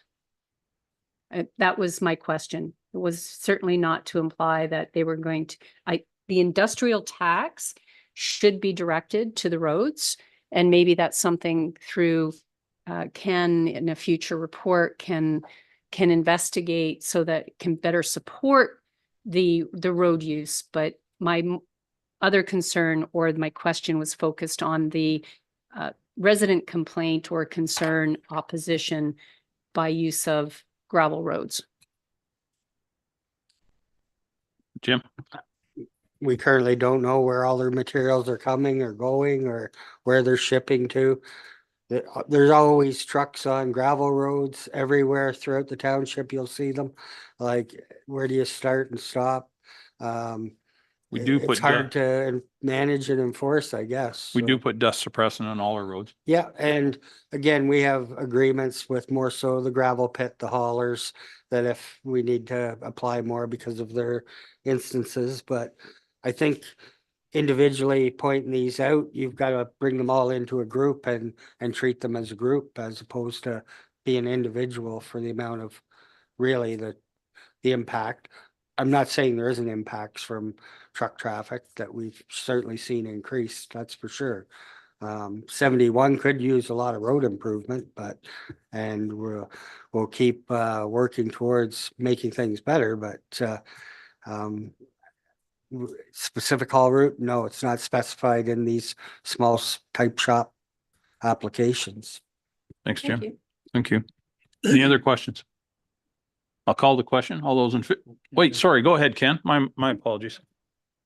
Thank you, your worship. Just to add to the conversation, going back to one of the comments that Mr. White made, on-farm diversified uses stem from the planning, the provincial planning framework. And as we talked about earlier with the canine bylaw, we need to comply with the provincial planning framework. And part of what the province has done is say, it's not just about you being a farmer. As a farm, you can also do these other things, these on-farm diversified uses, related uses, things like that. They are all permitted. So the recognition is that the rural road network that exists here in Ontario was built to support and sustain the agricultural community. So much like the initial agricultural community was, you start out as a cash crop farmer or a livestock farmer. Now you have all these other uses that have been enabled as well. And that, you know, every use creates a level of traffic, but as Mr. Ellis pointed out, some create more implications than others. These are uses that the province has basically said are permitted. There's limited ability for us through a planning system to really have it, a deep look into it. We're still going to have to make changes to the zoning bylaw to comply with that planning framework. But as Mr. Ellis points out, there are other uses like, say, pits and quarries and whatnot that are so significant in terms of their impact that we can, through the planning legislation, actually look at those impacts to the road network. Hope that's helpful. Certainly Very is. helpful. Yeah, very good. Okay, call the question. All those in favor? That is carried. Now the bylaw, the corresponding bylaw to that zoning application. Someone care to move that? Jim, seconded by Joan. Thank you very much. Anything to add on the bylaw, Bill? Your worship, no, I don't. Okay, thank you. I'll call the question. All those in favor? That is carried. Next is the application rezone regarding Enoch Bauman on Southgate Road 22, south of Ida Street. Someone care to move that, please? Jason and Jim. Thank you. Bill? Thank you, Mayor Milne. This property is on Southgate Road 22. It's currently vacant. It's just over 29 hectares in size. It has almost 500 meters frontage on Southgate Road 22. The first map, the blue lines are the EP zone boundary, but when you look at it, they're really like the old EP boundary catches tile drain and stuff, but the hazardous part of the site really is kind of on the southwest at the bottom.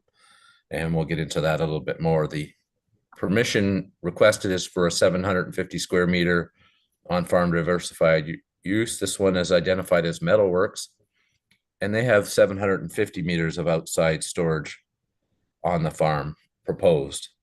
This is again tiled farmland that has been modified to allow for better use of the agricultural portions.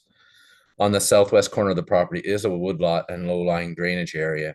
And I think there's a map on the third page of the report from the Conservation Authority that identifies it. Along with the on-farm diversified use would be a farmhouse, barn, and shed. So there'll be a brand new rural cluster on this site. And the Metalworks is 675 square meters in floor area. There's also a power room. Again, because this is a 29.9 hectare lot, then the OFDU is limited. The zoned area can be limited to 2% or 5,980 square meters in this case, but they've kept to within the floor area requirements of it as well. So on the third page, you can see we'll go into the comments again. There was the Public Works comments that talk about access to Southgate Road 22, the need for road widening, and the load restricted road. And again, the county has identified it as meeting their official plan policies. They have issues and policies in place regarding noise separation and private water and septic, and this will need to be adequate.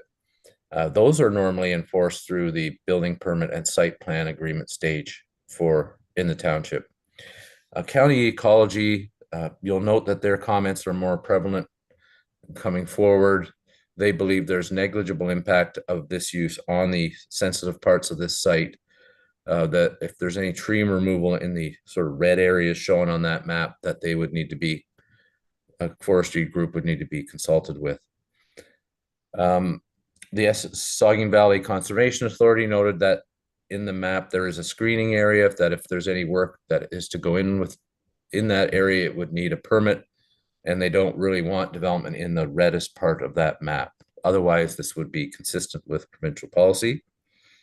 We have the Sobolski Bite letter. Again, it was slightly different with many of the same issues regarding, again, this rezoning is not an owner, but an industrial manufacturer. The diesel power concern, impact on greenhouse gases, traffic, and so forth. Again, we're dealing with a rural designation on a slightly smaller lot. The way that the use is deemed to be secondary to the main use is by regulating the size of the zoned area and the floor space of the proposed use. And as has been mentioned by provincial policy, they're very much encouraged through there, and that the township's approach to them is pretty much consistent with many others around it and with what the provincial policy direction is. I do mention again in this report the as of right provision that's in the official plan. Your new director of community services talked about what may need to come forward at some point in the future if that's council's wish. And that again, we're dealing with a rural designation. So in this case, we're not looking for it to be a bona fide farmer, and they don't have to produce a farm registration number. So who owns that farm and operates it, and sort of what the business side of that is not as critical in the rural area. Again, when we talk about rural, we have alternate uses in there, such as estate homes and recreation locations and aggregate and all sorts of things going on, which is different than the agricultural areas, which are primarily agricultural in nature, and these OFDUs are very supportive of that.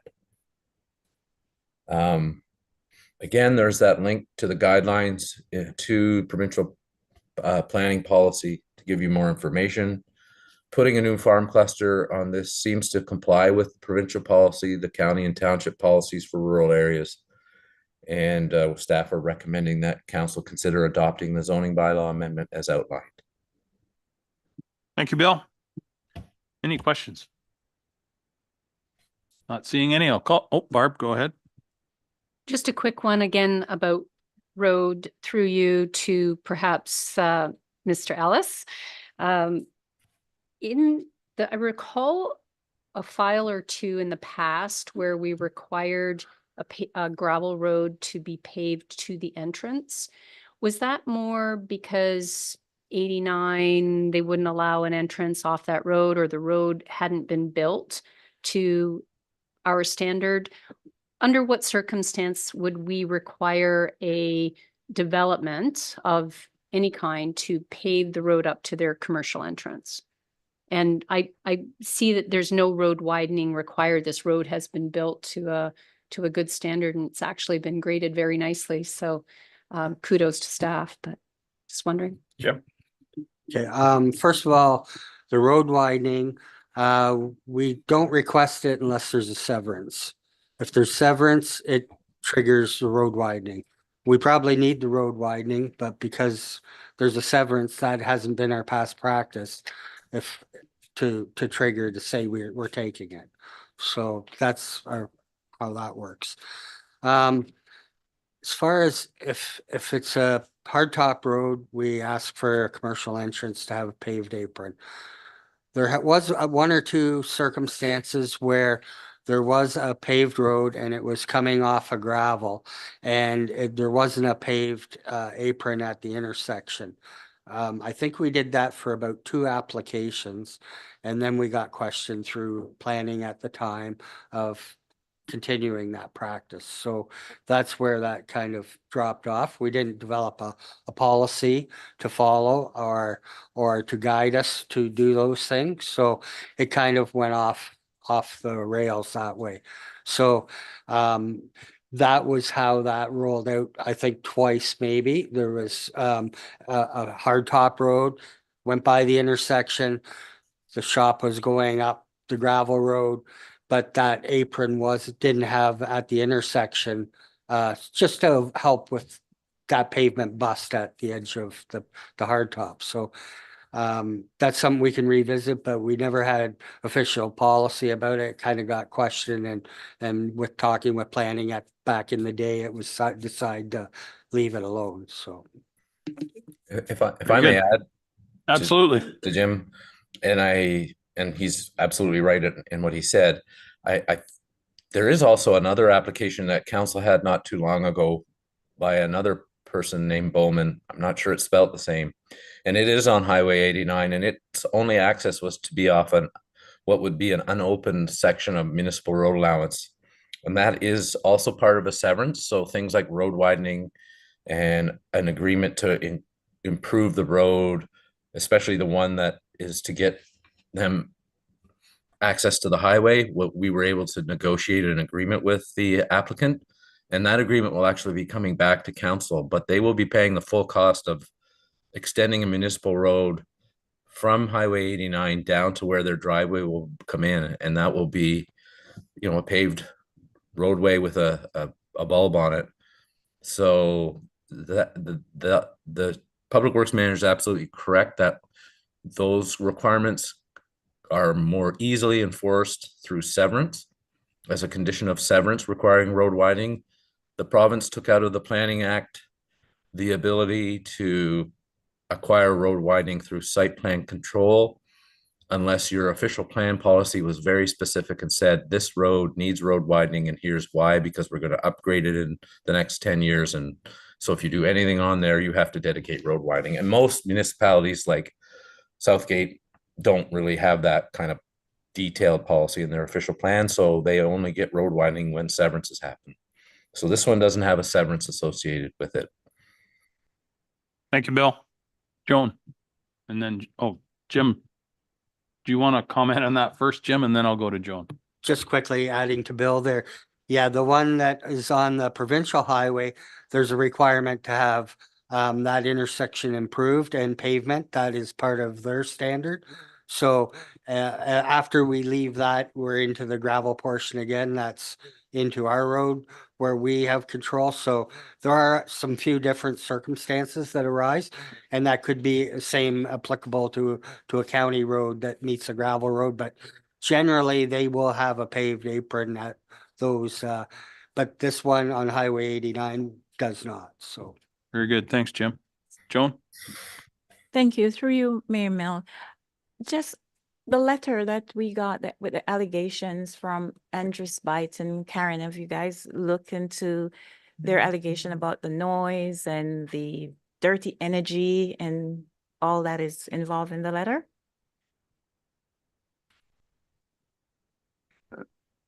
What was the question specifically? I'm just asking if they have follow up on Oh, all I the see. Okay. allegations Bill? that they have there, and if any of it is true, and what will they be doing towards this? Bill? I guess I kind of skirted around the issue. I guess traffic impacts are kind of in the eye of the beholder or the person who experiences them. And I would defer to people who know the area far better than I. When I've been through that area, I don't really notice traffic being all that heavy as compared to other parts of the township, but I'm not there all the time like residents may be. The issue of diesel power, that's compliant with some aspects of the Mennonite community that they believe in. From a greenhouse gas perspective, relative to their lifestyle, I didn't feel like that was a planning issue that we felt we should get into. In terms of traffic, I do mention what's in the county official plan as far as the kind of study you could do on this, but the conversation that I've heard from your director and from your public works manager and from some of the council members is that may be a bigger issue for another day. And as far as the ownership of these ones, I've addressed that in the report by saying that in the rural areas, you don't have to be a bona fide farmer. You don't have to have a farm registration number. So the fact that one particular person or company may own 1 or 2 or 3 in an area, if that's in a rural designation, that's probably okay. And even in an agricultural designation, you can have corporations with farm numbers and business numbers that could operate an agriculture or agricultural use too. So I appreciate their concerns and them pointing on them out to you. I believe that we've addressed them in the letter more indirectly than directly. The fire safety part, we've had conversations since then with the fire chief about increasing the amount of information we get in applications at the beginning stage so that they can have a look at that. But at the building permit stage, that's when a lot of the life safety matters that need to be addressed are addressed. So, but the fire chief felt like it would be good to have more information up front. And so we'll be working on that with the applicants as they come forward. So I didn't prepare a formal response to the letter. I believe it comes in the mix of all the other comments that council received on it and the planning report. So I feel like we've given it fair look at in terms of our report and some of the options that are there for council with it. But it sits as it's on its own for you to debate as part of this issue. Thanks, Bill. Thank you. Go ahead, I Victoria. had a comment as well. The applicant's agent actually sent out comments received from the owner as well for both applications. It wasn't a part of the agenda and we got it late last week. So you should have received comments to response to these comments as well, which were sent on Friday last week. It was just following up on some of the concerns that were outlined in the comments received from Byte. Very good. Thank you. Barb? Just through you and to the planners. When it gets to the site plan stage, that's where we can address the noise, the dust, those how we mitigate those concerns and issues, keeping, directing the openings away from any sensitive receptors, making sure that if there's a complaint, the openings are closed. Those types of things are addressed at the site plan stage, correct? Okay. Through your worship, that's correct. And that's where when you think about sort of the hierarchy of planning, the site plan is essentially where the rubber hits the road. You're down to now here's the building, where it sits, how it's designed. And then you start creating the conditions of that approval of how that building's going to get there. The safety part, of course, is then the building permit. Thanks, Ken. Okay. I'll call the question. All those in favor? That is carried. The bylaw that is tied to that zoning application is next. Someone care to move that? Jim, thank you. Seconded by Jason. Anything to add, Bill? No, your worship. Okay. I'll call the question. All those in favor? That is carried. Moving on, the next is a planning application for rezoning. Edwin Berenger is representing Fairbank Creek School. Someone care to move that, please? Barb and Joan, thank you. Bill? Thank you, Mayor. Or, yep. I think we're done with on-farm diversified uses, maybe for now. Let me just get Maybe caught for up today. Yeah, hopefully. This property is not that the others aren't interesting, but this one was kind of fascinating because it deals with an existing school that was rezoned years ago, sits on the property. And when the Cuesta group and the owner got looking at the school and wanting to separate it off, it turns out that the zoning that was adopted wasn't mapped exactly where the school is. And so they wanted to come forward and separate the school from the existing school from the farmland, a school that's been operating for some time. And turns out there was all sorts of interesting things going on with the property that we need to talk about. This property is at 411361 Southgate Side Road 41. It also has frontage on Side Road 8. You can see in the map, it's kind of I don't even have a shape for it, but it's weirdly shaped. And you can see where the river runs through it, and there's agricultural parcels and a farm cluster kind of in the center with a beautiful woodlot. And then around it are estate lots. And I'm guessing there are quarry sites not far away. Second page of that report, you can see the school location. We've tried to identify some dimensions on it using the county GIS mapping. Please take those as approximate. But you can see where the school sits relative to the woodlot and to the farmed lands, and the nearest building, well, at least on that side of the road, is 114 meters away. There is a couple of properties across the street that would have residences on it as well.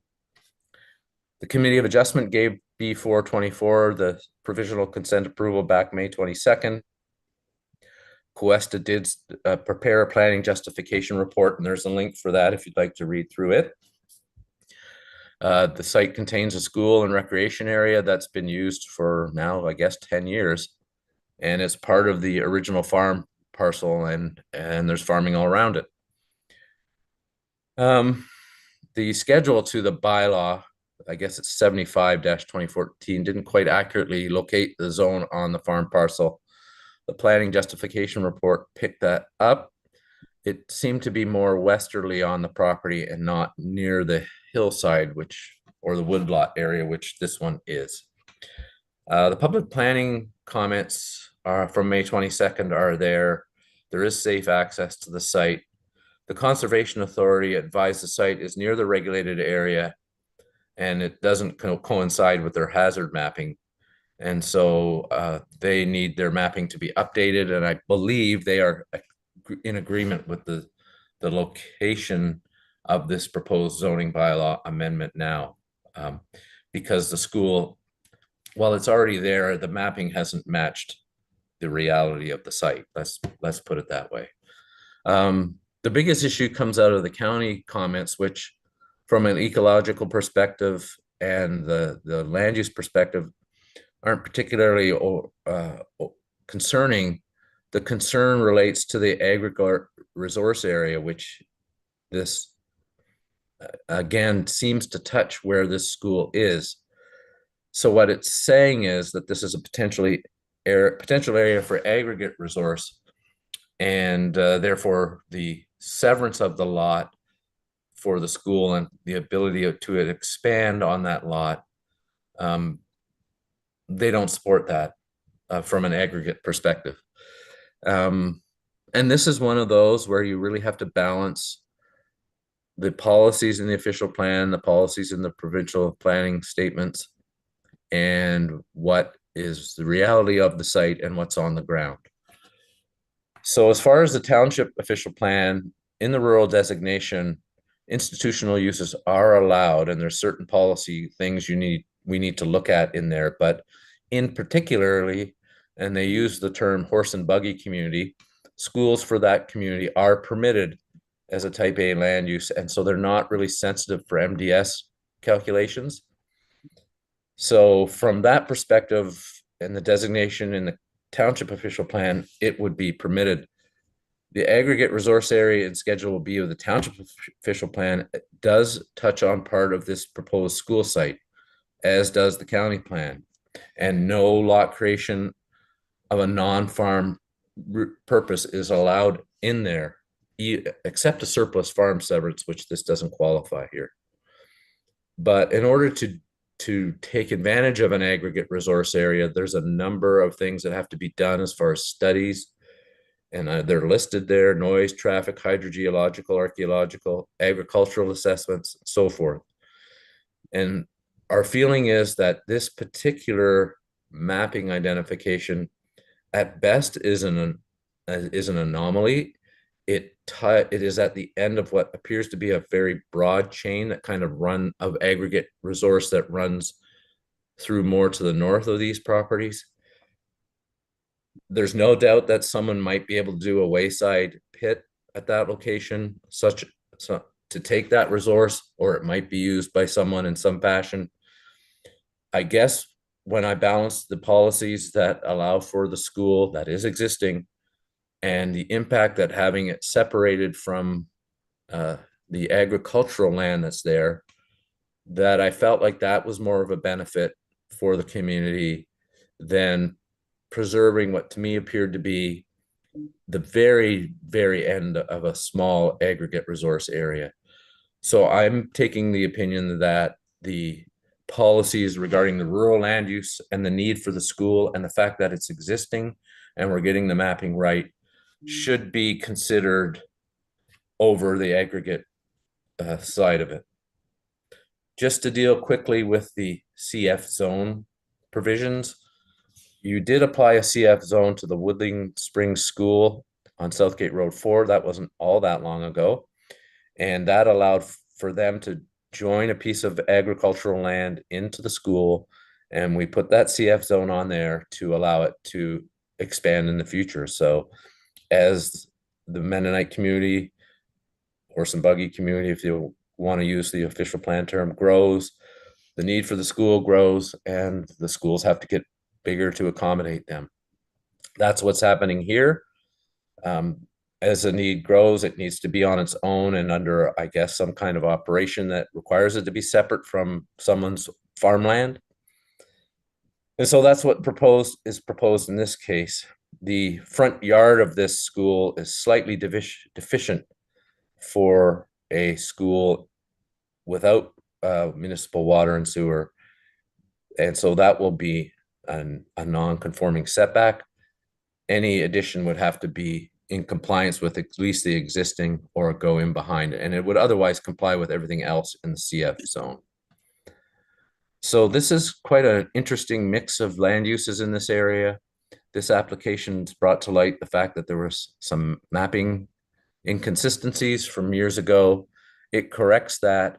And the question is, what is the impact of separating that lot to allow a school that services the community to expand versus a small aggregate area that might be developed in the future if a number of studies were done in amongst other more sensitive uses. And Victoria did an excellent job of identifying where these all are.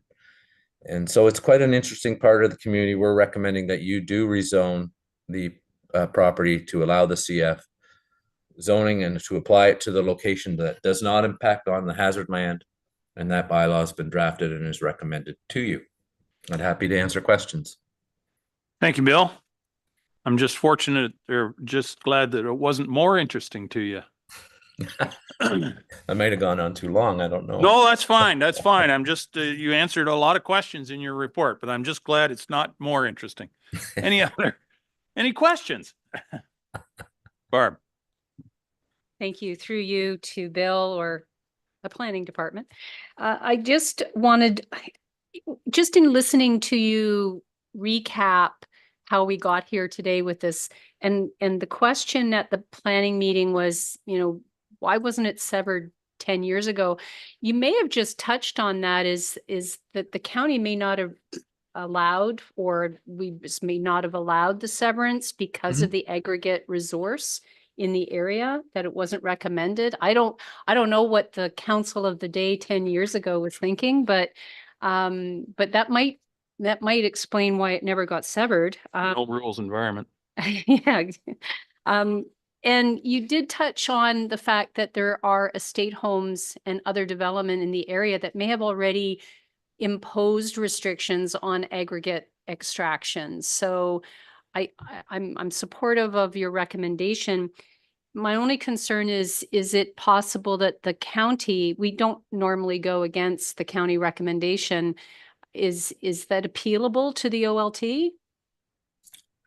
Through Mayor Milne to the deputy mayor, yes, the county could take that up as something that they feel would be worthy of an appeal. They would have, and they have presented their opinion eloquently, and I can fully understand what they're saying and why it might not have been severed back then. To me, allowing the use, whether it's on a separate lot or not, creates the impact. So I think we need to deal with the reality of that. And if it is appealed to the OLT, then they'll have myself and crusty old Don Scott for Cuesta there defending the appropriateness of the severance and the rezoning. And the board chair could decide on that. But, I think the county was very reasonable in what they said. It's not I don't want to read between the lines or interpret people's letters, but they have supported it in other ways, but they have pointed out that they do not support it because of the aggregate. And I think they need to be consistent on that policy because there's other areas where aggregate is far more important. And I think that would be where they would direct their attentions, but I guess we'll have to see. Thank you. Any other questions? Call the question. All those in favor? That is carried. Now the corresponding bylaw for the same zoning application is there. Someone care to move that? Jason, seconded by Jim. Any questions on the bylaw? Anything to add, Bill? I know it's interesting. No. No, okay, all right. Okay, I'll call the question. All those in favor? That bylaw passes. Okay, thank you very much. The next is an application to rezone for Douglas and Vicky Haw on Southgate Road 26th. Anybody care to move that, please? Joan and Jim. Bill? Thank you, Mayor Milne. Well, I do find this interesting. I will be very brief. It's an on-farm, a surplus farm severance. It's at 265-155 Southgate Road 26. We did a blow up of the farm cluster that's on the site. The only real issue here is there is a barn foundation that will cross the lot line, but because it's the foundation, they would never be able to comply with the building setbacks that would be needed to restore it. So I'm not entirely sure what they intend to do with that, but the zoning has been crafted to suit that site.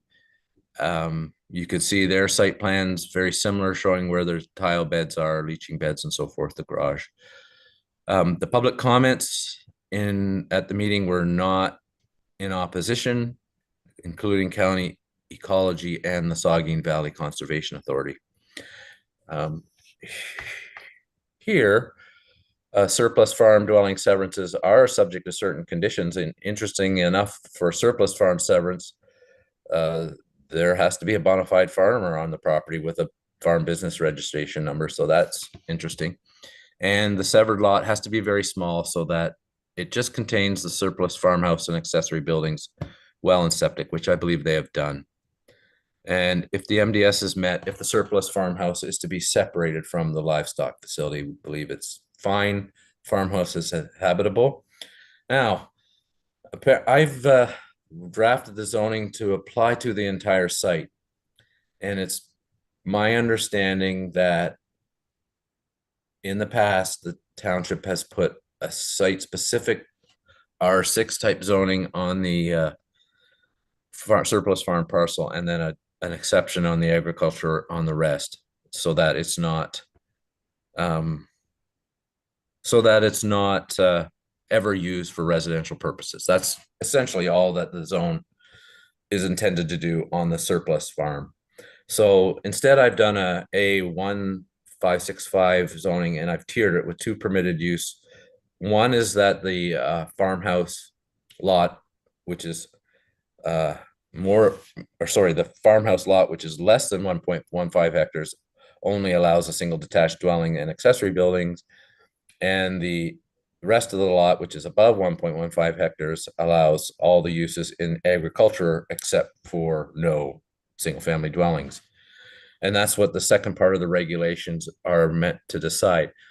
There was a reason I did that, was because as a bylaw reading nut, sometimes if I read some of them too closely, it worried me that there was a lot of notwithstanding stuff in those bylaws, and that ruled out sections of the bylaw that you want to apply to these lots in the future if they ever expand the agricultural use, say on the retained lot, or they want to do something new on the severed lot. So I felt like this was a helpful way to do it. I respect that it's different than the way it's been done in the past. Maybe as we move forward with Director of Community Services there in place now, and with Victoria, we can work out a way that works for all. But I just wanted to point that out because it's slightly different for those of you who may have seen these or remember them from the past. So we're recommending the proposed rezoning that would deal with the surplus farmland and the retained parcel to make sure that it is never used for residential purposes. Very good. Thank you, Bill. Any questions? Barb? Thank you. And through you to Bill, you say that no dwelling on the retained lot. Past experience has always been, and maybe it's just because of the circumstance and all of the structures could be contained within the surplus farm complex. You're saying that the dwelling and the accessory buildings will go, there's a foundation from an old barn, but there's other structures on the ag retained portion that will be for farming. is there any restriction? You said just restricting a dwelling on that property. What about, the type of farming, large cattle production, dairy farm? Would that not create other potential conflicts with the severed farm parcel? Right. Through Mayor Milne, yes, they could. So what's permitted on that is the A1 uses, which are permitted now. And so if there are expansion to the agricultural uses proposed on there, then they would need to comply with all the same rules they would need to now. And that could mean MDS comes into effect because there is now a separate house there, and that may impact if they wanted to put a major livestock facility on that property, they would need to address that. So that's kind of why I wrote it like that, was to make sure that the agricultural side of the retained lot was not lost and that those uses are continued, but specifically no single family detached dwellings are allowed on that property anymore. So it's just a personal preference. It's from reading a number of them and thinking about this as we've done a few since I've been here, that I wanted to write it like that and see what you as a group felt about it. I feel like it protects the interests of the applicant and the township as well. And it allows for expansion, and it doesn't really change the rules in the zoning bylaw to the degree that maybe I felt some of the notwithstanding clauses and some of the others might have. I think everybody kind of at the time understood what was meant. And then when someone new like me comes along and starts reading them, they start reading them different ways. So I feel more comfortable with this wording for recommending it to you. Thanks, Bill. And it just proves the rule that if you have a dozen planners in a room, you're going to have a dozen different interpretations of the planning rules. Yes. Well, maybe 14. Nonetheless, any further questions? I'll call the question. All those in favor? Opposed, if any? That is carried.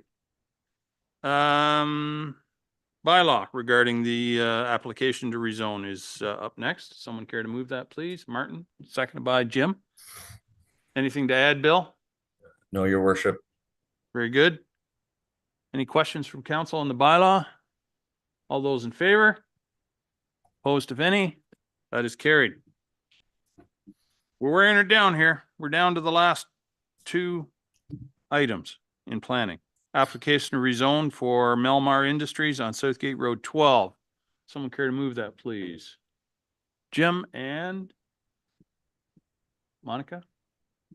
Second that. Thank you. Bill. Thank you, Mayor Milne. This is another on-farm diversified use related to a severance. We're only dealing with the westerly parcel, which is located at, well, actually the whole farm is 126-282 Southgate Road 12. The existing farmhouse kind of sits on the retained parcel of the lot, the right-hand parcel. It's to be removed, and there's a new farm cluster that would go, I think, on the severed lot. You can see that on the bottom of page 1 of the map. So the property to be rezoned is west of the Gray Road west of Gray Road 14, abutting the unopened side road 19 road allowances. It was B624 that the committee considered May 22nd and approved it provisionally. The existing farmhouse is being removed from the retained parcel. As I mentioned, there's a street view. It's an old one. Shows the old farmhouse to the left there. And that's so you can see that. And then again, a street view shows that when I think the drain, I can't recall the drain number there, but there's a municipal drain crossing the road at that location. So all these features, the river included, which is a South Saugeen, are picked up in the applicant's site plan, which is shown on page 3 of the report. So the severed lot would be the left lot abutting the unopened section of side road 19. In the midst of pre-consultation through Victoria that she handled through and worked with the Conservation Authority and the applicant on, they did end up confining the building envelope to much closer to Side Road 12 than what was originally proposed. So if you look on the detail there, you can see the setbacks that are required, or where the zoned area will be and where the buildings are proposed. There are the comments in the background section of the report. There was no significant concerns, except for all the ecological features that are on and around the property. And what has happened is the applicant has worked with the Conservation Authority to do a detailed map of where these features are, the uses they intend to do, and where this building farm cluster will be. And that's the map on page 4. So you can see that in the, if you want to look at the full-blown aspect of it, it's in the Conservation Authority reports. But what we've done is taken that map and we've drafted a zoning that would confine the building to near the front of the property, like is shown in the site plan and in the Conservation Authority map. I can go over the rules for OFDUs again for you. This is an agricultural one, so we need to be dealing with a bona fide farmer, or it can include a limited or incorporated company with a business registration number. And then the uses that are proposed are appropriate, and it has to be compliant with D6 guidelines for noise and subject to site plan approval, and has been mentioned before. That's dealt with primarily through site plan control. And we have standard provisions in the agreement that deal with if there's complaints and closing openings and putting trees up and so forth. So we haven't got much further to say about that. If you'd like, I can go through the zoning in fairly good detail, but basically the zoning is written to confine the building envelope to an area that is 15 meters from one corner of the front property line and 24 meters roughly to the other corner, where one of the buildings will be. And then more importantly, the depth of it is controlled as well, because it does protrude slightly into the EP area that the Conservation Authority has identified, but not actually into our mapped area.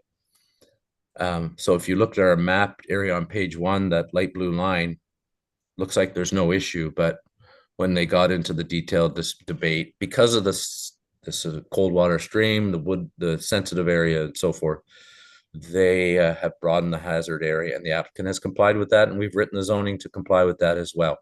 The zoning is also written as if the lot was not severed, so it's confined to the original township lot, and the setbacks are taken off that, and they will need to, when they do sever it, make sure they follow that lot line and comply with those setbacks. So that's our recommendation to you, is to adopt the zoning as presented. Excellent. Thank you, Bill. Any questions? Seeing none, I'll call the question. All those in favor? That is carried.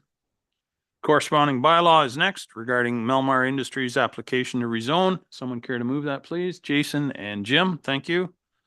Anything to add, Bill? No, your worship. Very good. Any questions from council? All those in favor? That is carried. That concludes planning matters for today. So thank you very much to the planning staff that are here. Appreciate all your help. Bylaws and motions. First one is a road widening bylaw regarding Solomon Martin. Someone move that, please.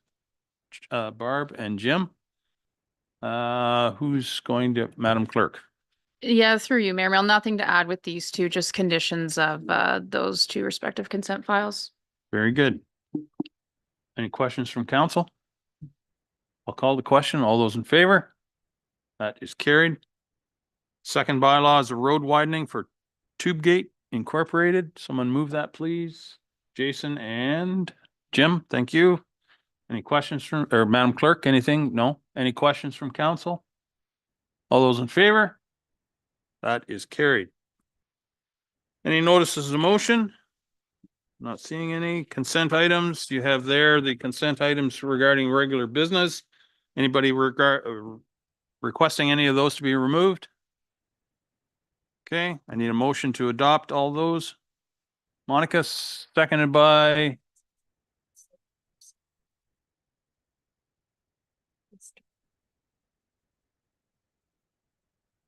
Sorry, Mr. Mayor. Item number 11.1.1, I just wanted some more information on that, change of insurance brokerage. Okay. Taylor, do you want to give us a little more information on the change of insurance item? Yeah, Please? yeah, I can. So it was brought forward by our representative at Intact that they would no longer be able to quote the Township of Southgate if we stayed with our current brokerage, as there's a conflict of interest between the new owner of that brokerage and Intact directly. So since there's only a few insurance companies in Ontario that offer municipal insurance, I felt it was necessary to go ahead and change to a different brokerage. Very good. Yes, thank you. Okay. Thank you, Taylor. Thank you. Okay. Someone care to move that we receive these items? Jim, seconded by Martin. Thank you. All those in favor? That is carried. Second section of consent is correspondence. Anybody wish any of those to be removed for further direction? Someone move that we accept those. Joan and Jim. All those in favor? That's carried. Final section of consent items is resolutions from other municipalities for information. Anybody requesting any of those to be removed? Someone move that we receive those. Martin and Joan. Thank you. All those in favor? That is carried. County report. Barb, do you have anything to add? Not too much. I mean, it's very, very available on the website. The council endorsed an energy conservation and demand management plan.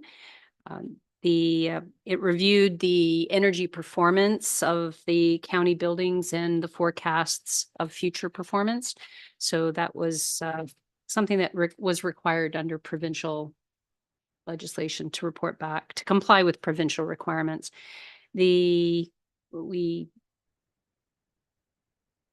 just going over what happened a couple that was really interesting though. And then we did get an update from Mr. Taylor about the Bill 185 having been reaching royal assent and the implications of that based on the conversations or the comments that we provided, the county provided on that subject. Thank you, Barb. Okay, members' privilege. Good news and celebrations. Anybody? Monica, please.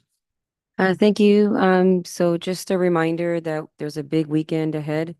The Dundalk Agricultural Society and the Dundalk Fire Department is extending their invitation to the community. They'll be having a live band dance event at the Dundalk Arena on Saturday, June 22nd. The doors will be open for line dancing lessons at 8 p.m. and the official dance begins 9 p.m. to 1 a.m., which is a 19+ event with barbecue and bar available. There'll be a photographer there and a lot of great fun. Tickets can be purchased in advance for $20 per person. And you can also secure tickets in advance by contacting Jess Cook to arrange in person. Her number, I believe, is 226-923-0247. Or they can be purchased at the door for $25. So just wanted to mention that. There's a lot of great things happening in the community. And also that there's the resident survey that the Township of Southgate has put out. I believe it's on the social media. So just encouraging everyone, I believe June 25th is the last date for accepting survey submissions. So just again, for the public to participate. And we are headed into our Canada Day. So this, I believe, is the last council before our Committee of Adjustment and Public Planning meeting. But just wanted to wish everybody and council and staff a very happy Canada Day in our awesome, wonderful, best country on earth for 2024. Thank you, Monica. Anyone else? Barb. I have to concur. It's a big weekend ahead. The Pride Parade in Dundalk will kick off at 11 a.m. from the McIntyre Building. There's a multicultural event at Grey Roots, starting at, I believe, 11 and going till 4. There's the Fireman's Frolic or Fire Department Frolic for youth, the children at the arena area from 2 to 4. And in keeping with our upcoming July 1st celebrations, the Agra Fair and Rodeo will open its doors the afternoon of Saturday, June 29th. I'm gonna get my dates wrong. And that goes the whole weekend. Of course, the Optimists are putting on the fireworks display Monday evening at dusk over the Holstein Pond, Jubilee Park. And Junction Community Initiatives is holding believe it's the 5th annual Community Connection being held at the McIntyre Building starting at noon, and there'll be food for the first 200 people that register. That's all I can remember. That's enough. Anyone else? All right, we have a closed meeting. Motion to go past 4 o'clock. Yeah, you have little faith. Motion to go past. Barb, seconded by Jim. All those in favor? That is carried. Closed meeting, be it resolved, the council proceeding to closed meeting it is 3:45.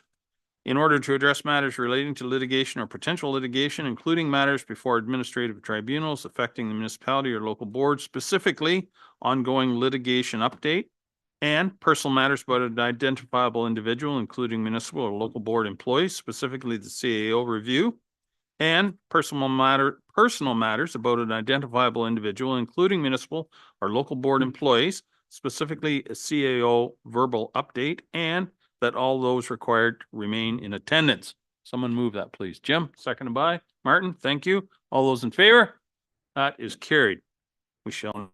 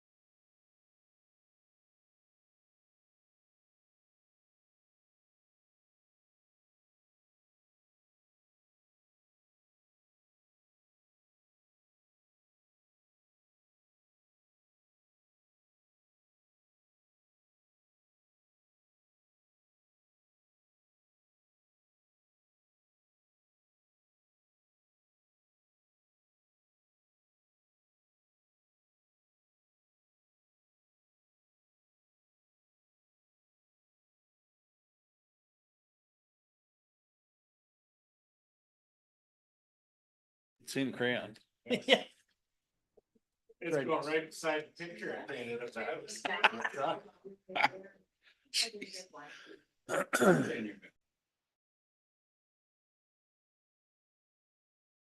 We'll call the open session back to order. I can confirm that, coming out of closed session, that we only discussed those items that were listed on the in-camera agenda. The confirming bylaw. Someone care to move that, please? Jason and Monica, thank you. All those in favor? That is carried. One more motion to adjourn. Monica and Jim. All those in favor? We're adjourned. Thank you, ladies and gentlemen.